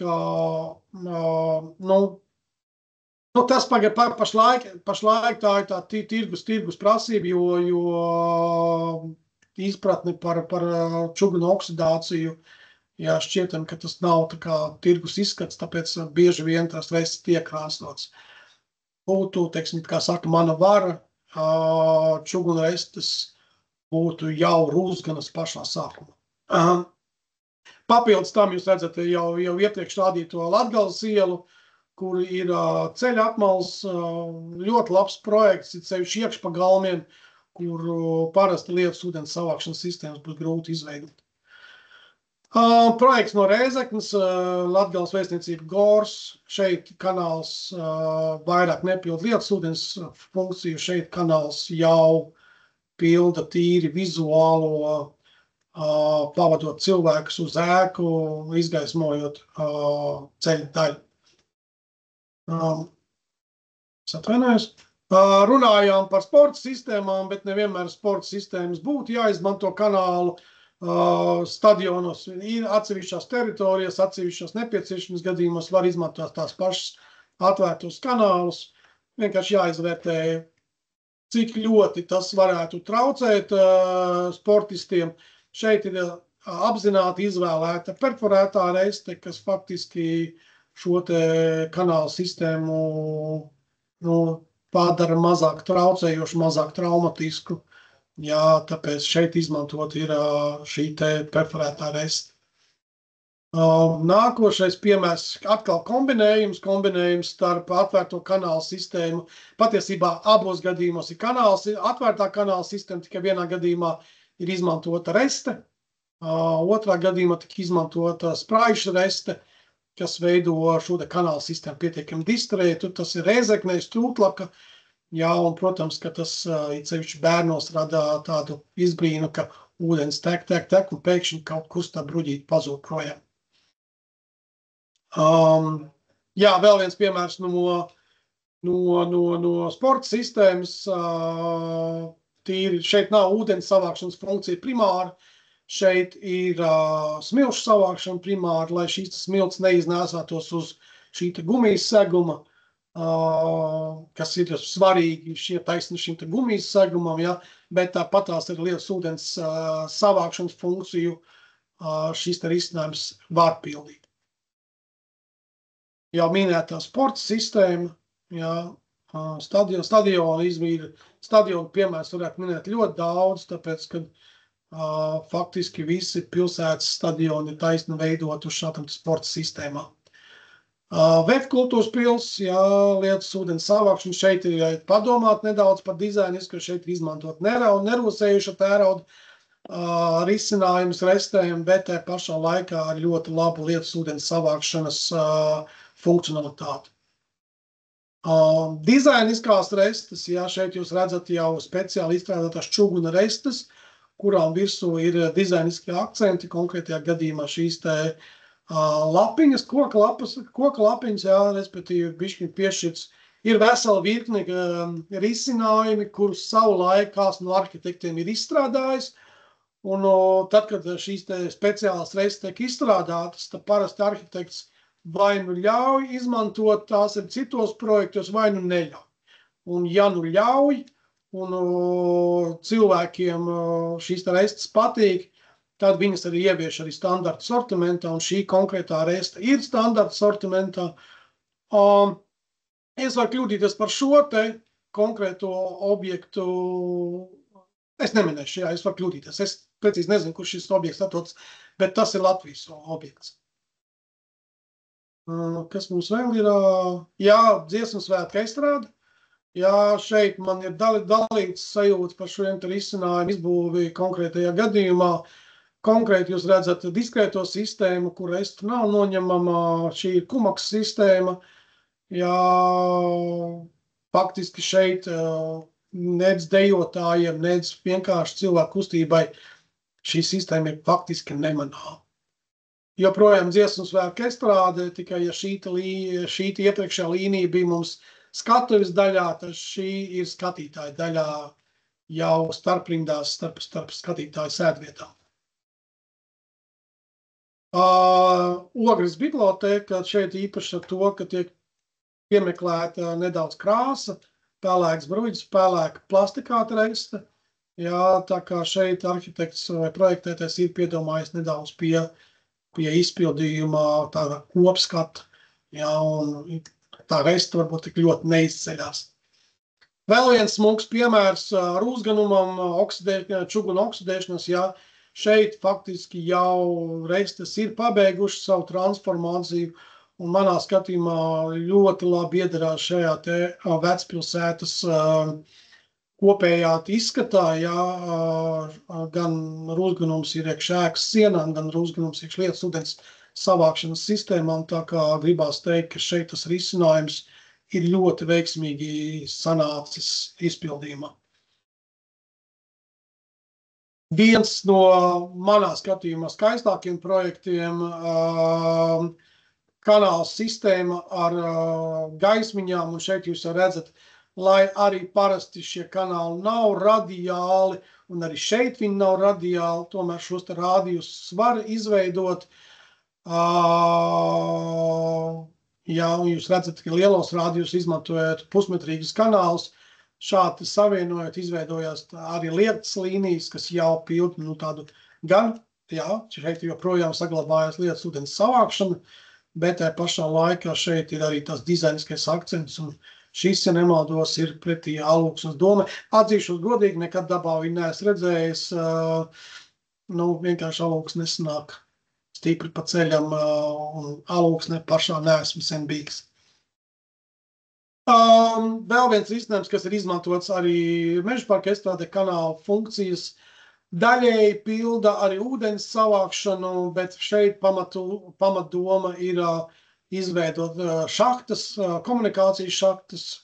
Konkrētajos gadījumos šeit ir estrādes, un šeit mākslinieki, lai nebūtu kabeļiem jāmētājās, elektrības kabeļiem nav jāmētājās pa virsmu, tiek ievieto šādās te šaktās, kas ir atkal čuguna pārsekplātnes, lai gan ir tagad arī plastikāta pārsekplātnes, bet faktiski šie te kanāli kalpo jau kā kabeļu šaktas.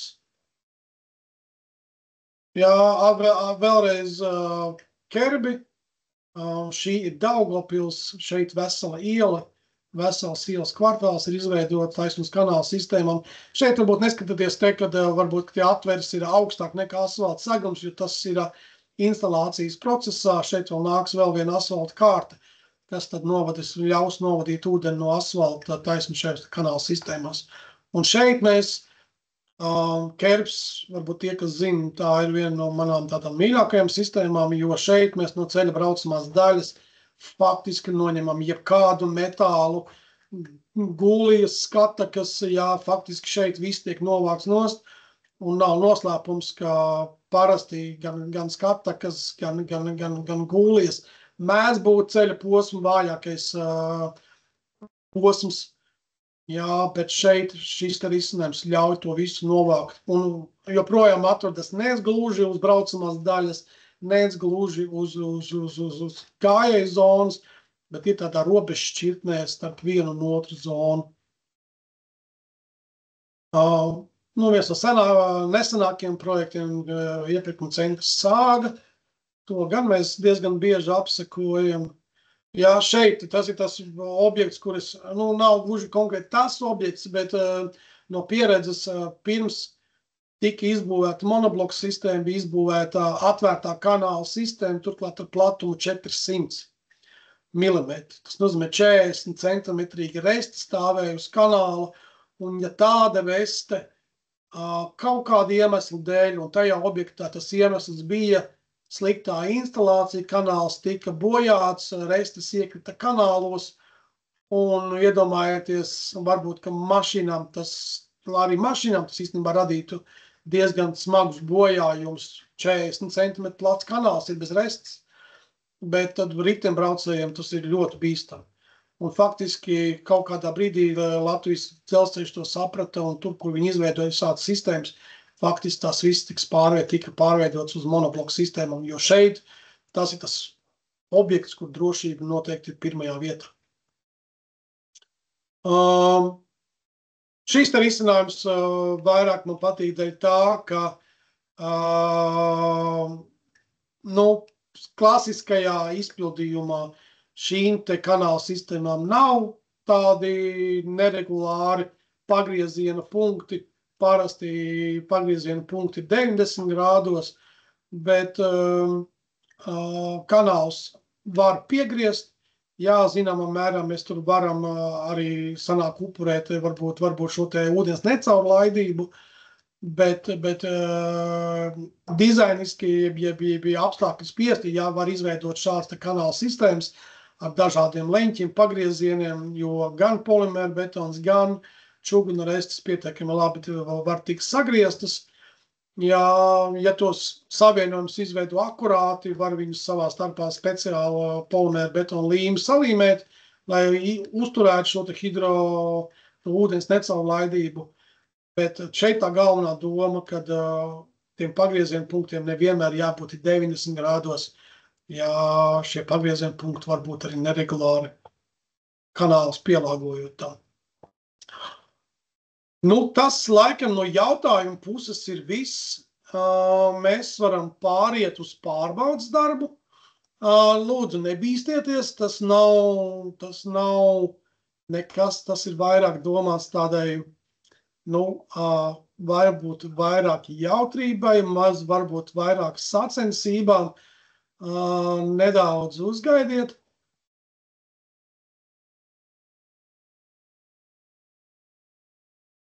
Tas, kas jums ir jāizdara, jums ir jāieiet šajā te saitē www.kahoot.it.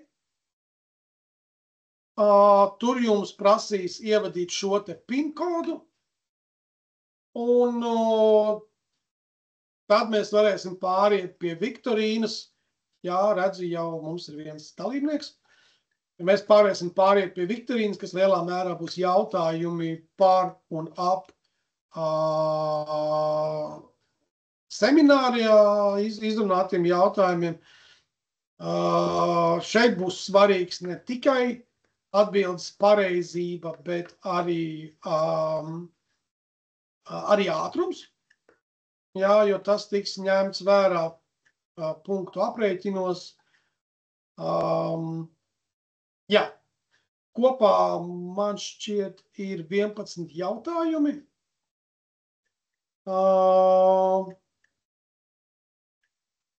Jā, ļoti patīkami, ka jūs pievienojaties. Un tad redzēsim, kurš labāk klausījās, kuram labāka reakcija. Nedaudz uzgaidīsim, mums pašlaik ir 11:47. Vēl 3 minūtes uzgaidīsim. Ja gadījumā kāds netiek iekšā, liekiet informāciju čatā, mēģināšu ātri palīdzēt.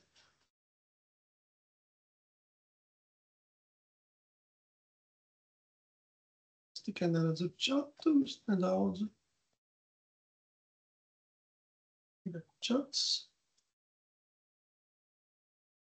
Jā, es tagad redzu čatu, ja kādam vajag palīdzība, dodiet ziņu. Bet šķiet, ka visi tiekam diezgan labi galā.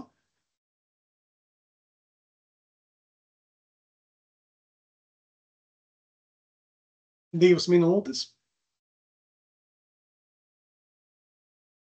Es jautājums ir lasīšu, tā kā lai jums vieglāk, varbūt, kādu, kuram vieglāk, varbūt vienam, ka nolasa, otram, kā pašam nolasīt, bet es jautājums lasīšu, un pēc jautājuma atbildes sniegšanas mēs arī ātri pārunāsim, kāpēc tā, kāpēc šitā, tā kā vienkārši izbaudiet šo pasākumu. Mums ir 18 dalībnieku uz doto brīdī. Mums bija semināri mums ir 35. 19 dalībnieku, labi.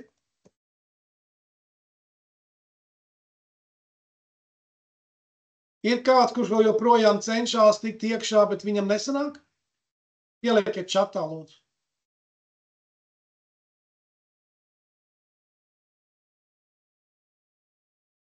$20. Lielāka nekā puse. Tas jānoslīd. Ir vēl kāds, kas mēģina? Ir, jā, ok. Jā.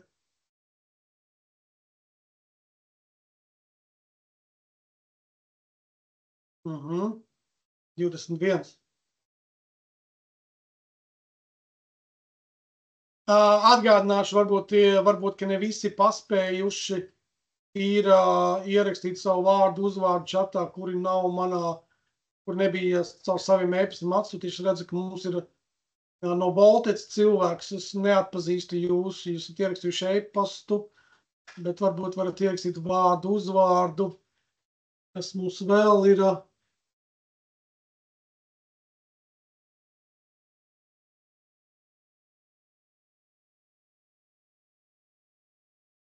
Joprojām cilvēki pieslēdzās. Jebkurā gadījumā es jums neatsūtīšu certifikātu, padodiet man ziņu, tu man neuztaisīsi certifikātu. Es ielikšu čatā arī savu e-pastu, lai gan pieļauju, ka lielākai daļai jums tas jau ir. Jā.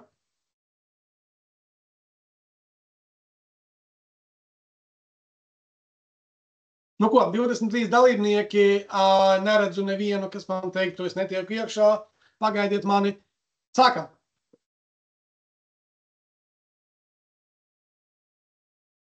Un tā, Līnijveida kanāls, pirmais līmenis.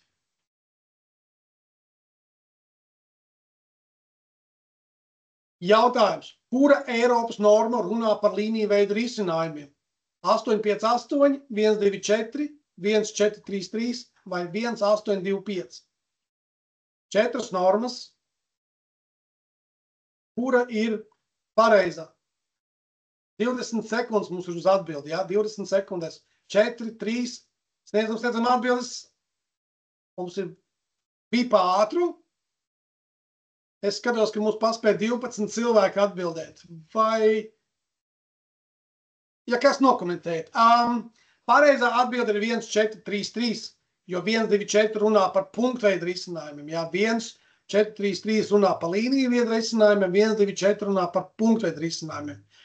Atlikušās 2 normas, 858 ir norma, kas runā par naftas atdalītājiem, un 1825 ir tauku atdalītāju normas. Te mums būs arī līderi. Un pašlaik ir Vika, mums ir pirmajā vietā. True or false? Jā vai LVS norma 143 ir harmonizētā norma vai nē? Ja tā jūs uzskatāt, ka tā ir harmonizētā, tad jūs spiežat true. Ja jūs uzskatāt, ka tā ir neharmonizētā norma, tad spiežat false.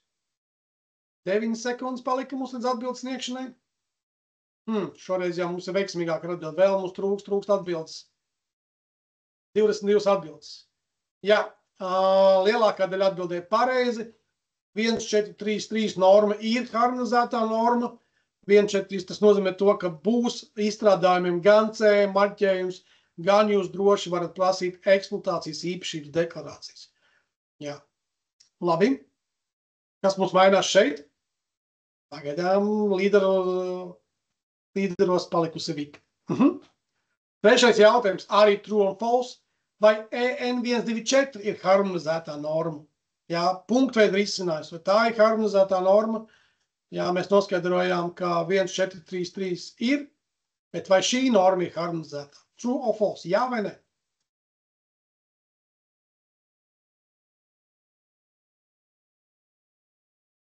- 21 atbild. Un lielākā daļa atbild pareizi, jā, ka šī norma nav harmonizēta. Šeit nebūs CE marķējumi, šeit noteikti nebūs eksploatācijas īpašības deklarācijas, tehniskās pases, jā, atbilstības deklarācijas, jā, var tā būt, bet noteikti nebūs nec CE marķējums, nebūs arī eksploatācijas īpašības deklarācijas.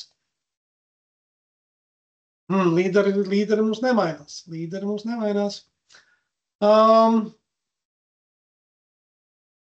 Cik slodzes klases apskata normu? Cik slodzes? 2, 4, 6 vai 8? Jā, atminamies, jā, kad bija A slodzes klase, B slodzes klase, C, D, E un F. Iespējams.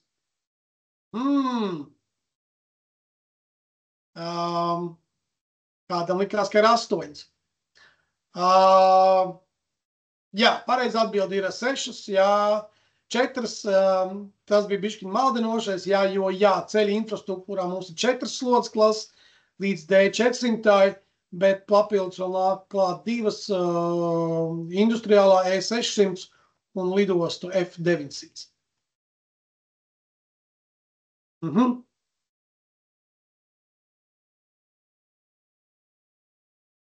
True or false, jeb piekrītat vai nepiekrītat, harmonizētām normām nav eksploatācijas īpašības deklarācijas. Harmonizētām normām nav eksploatācijas īpašības deklarācijas.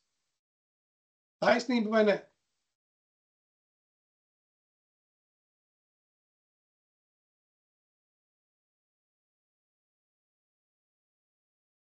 Jā, lielākā daļa atbild pareizi. Harmonizētām normām ir eksploatācijas īpašības deklarācijas.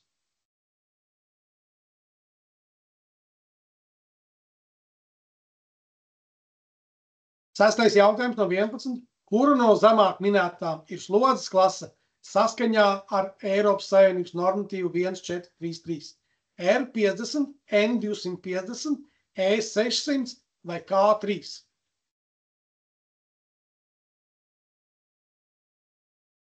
Piecas sekundes.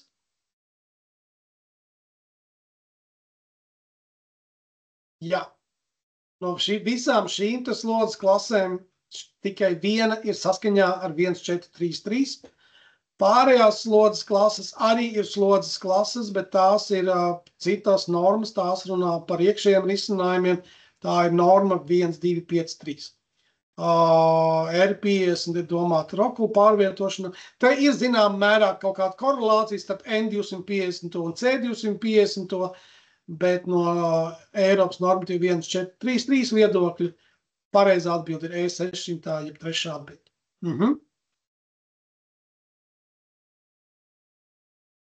Mums pilnīgi nekas nemainās vairāk. True or false? Vai čugunrests vienmēr ir izturīgāks par plastikāta resti? Tātad čuguns ir izturīgāks vai plastikāts ir izturīgāks? Kā jums šķiet? Vai vienmēr čuguns ir izturīgāks par plastikātu?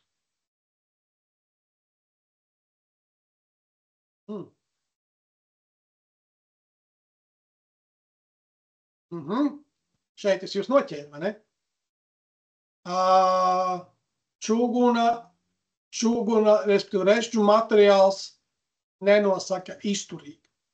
Ir čuguna restes, kuras ir domātas B125. slodzes klasē, bet ir plastikāta restes, kuras ir domātas C250. slodzes klasē. Ir no šī skata punkta plastikāta reste, kur ir C250, ir izturīgāka nekā čuguna reste. Jā, te ir otrs faktors ilgmūžība, un te es teiktu, ka, ja pareizi izvēlētas slodzes klases, tad čuguna restes varētu kalpot ilgāk, bet, ja mēs runājam par izturību, kā definēto, tad plastikāta restes mēdz būt izturīgāks nekā čuguns.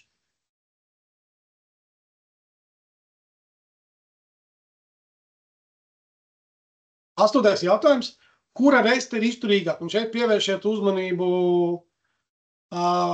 čuguna reste A15, plastikāta reste D400, nerūsējuša tērauda B125, cinkotā tērauda C250. Kura no šīm restēm ir izturīgāka?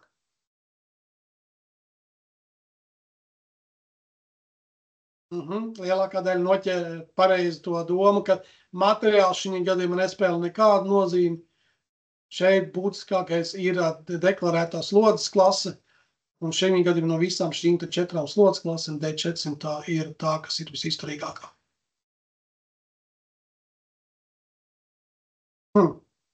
Izskatās, ka vadošie nekrīt iekšā. No kāda materiāla netiek ražot lietus ūdens savākšanas kanāli? No cementbetona, no polivinilhlorīda, jeb PVC, no polipropilēna, jeb PP, vai no cinkotā tērauda. No kādiem materiāliem netiek ražoti kanāli? Bet mēs runājam par kanāliem, nevis restēm. Ja?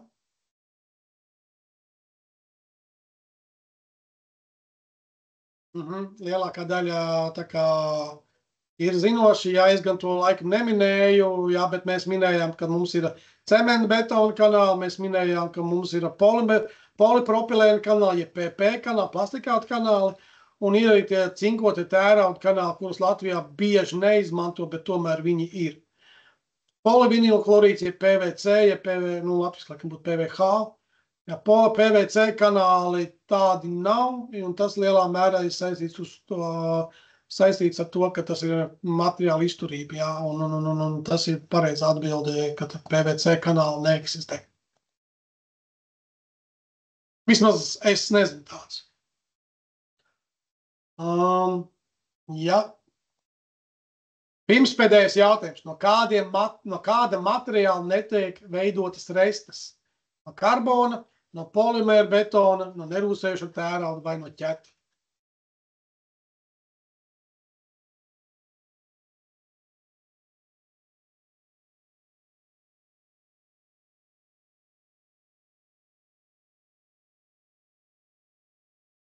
Jā, šeit jūs lielā mērā, jā, no karbona, vismaz es neesmu sastapies, jā, var jau būt, ka kaut kur ir, bet Latvijā neesmu redzējis, ka būtu tāds.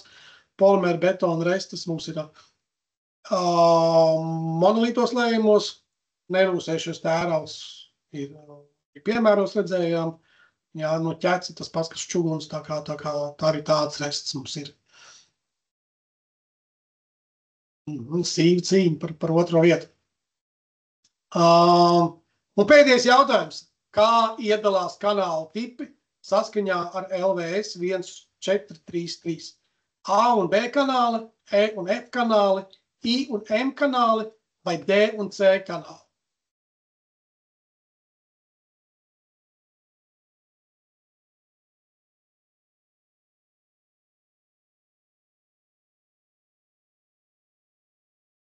Jā, šis jautājums jums nelikās par grūti lielākajai daļai. Jā, un ir 2 kanāla tipi, I un M. Jā, atcerēsimies, ka M kanāla tipam ir nepieciešams būtisks pabetonējums. Jā, I tipa kanāliem, kas pārsvarā ir lieli, smagi, grūti transportējami, nepieciešama tehnika, lai viņus izkrāmētu ārā. Jā, tie ir i-tip kanāliem, ja šis betnēms ir minimālāks. Nu, tā, laikam tas bija pēdējais jautājums, un lielā mērā mums atlika noskaidrot uzvarētājus. Trešā vietā mums ir JK. Atsūtiet, kas ir JK, un izdomāsim kā dāvaniņu. Gūlija mums ir otrā vietā, kur arī man būs grūti atšifrēt. Un pirmā vietā mums ir Vika. Vika, jūs zinu, ceturtā vietā Dejus. Un nepamanīju, kas mums bija piektā vietā. Bet pēdestāls mums zināms. Ar šo lielā mērā šīs webinārs ir beidzies. Ja jums ir kādi jautājumi, droši varat uzdot. Runājot par certifikātiem, tos mēs sagatavosim nesolu, ka šonadēļ, bet pa nākamā nedēļa noteikti jūs viņus elektroniskā veidā dabūsiet. Diana Ritteri. Man liekas, ka Diana jūs nebijāt, man liekas, mūsu sarakstos, tā kā atsūtiet arī savu e-pastu. Kādā ziņā paldies jums liels par jūsu laiku. Es ceru, ka bija interesanti. Varat atsūtīt kādu atsauksmi, ja kaut kas varbūt nepatika, kaut ko varbūt vajadzētu uzlabot. Citkārt, paldies par uzmanību un tiekamies otrajā līmenī. Visu labu!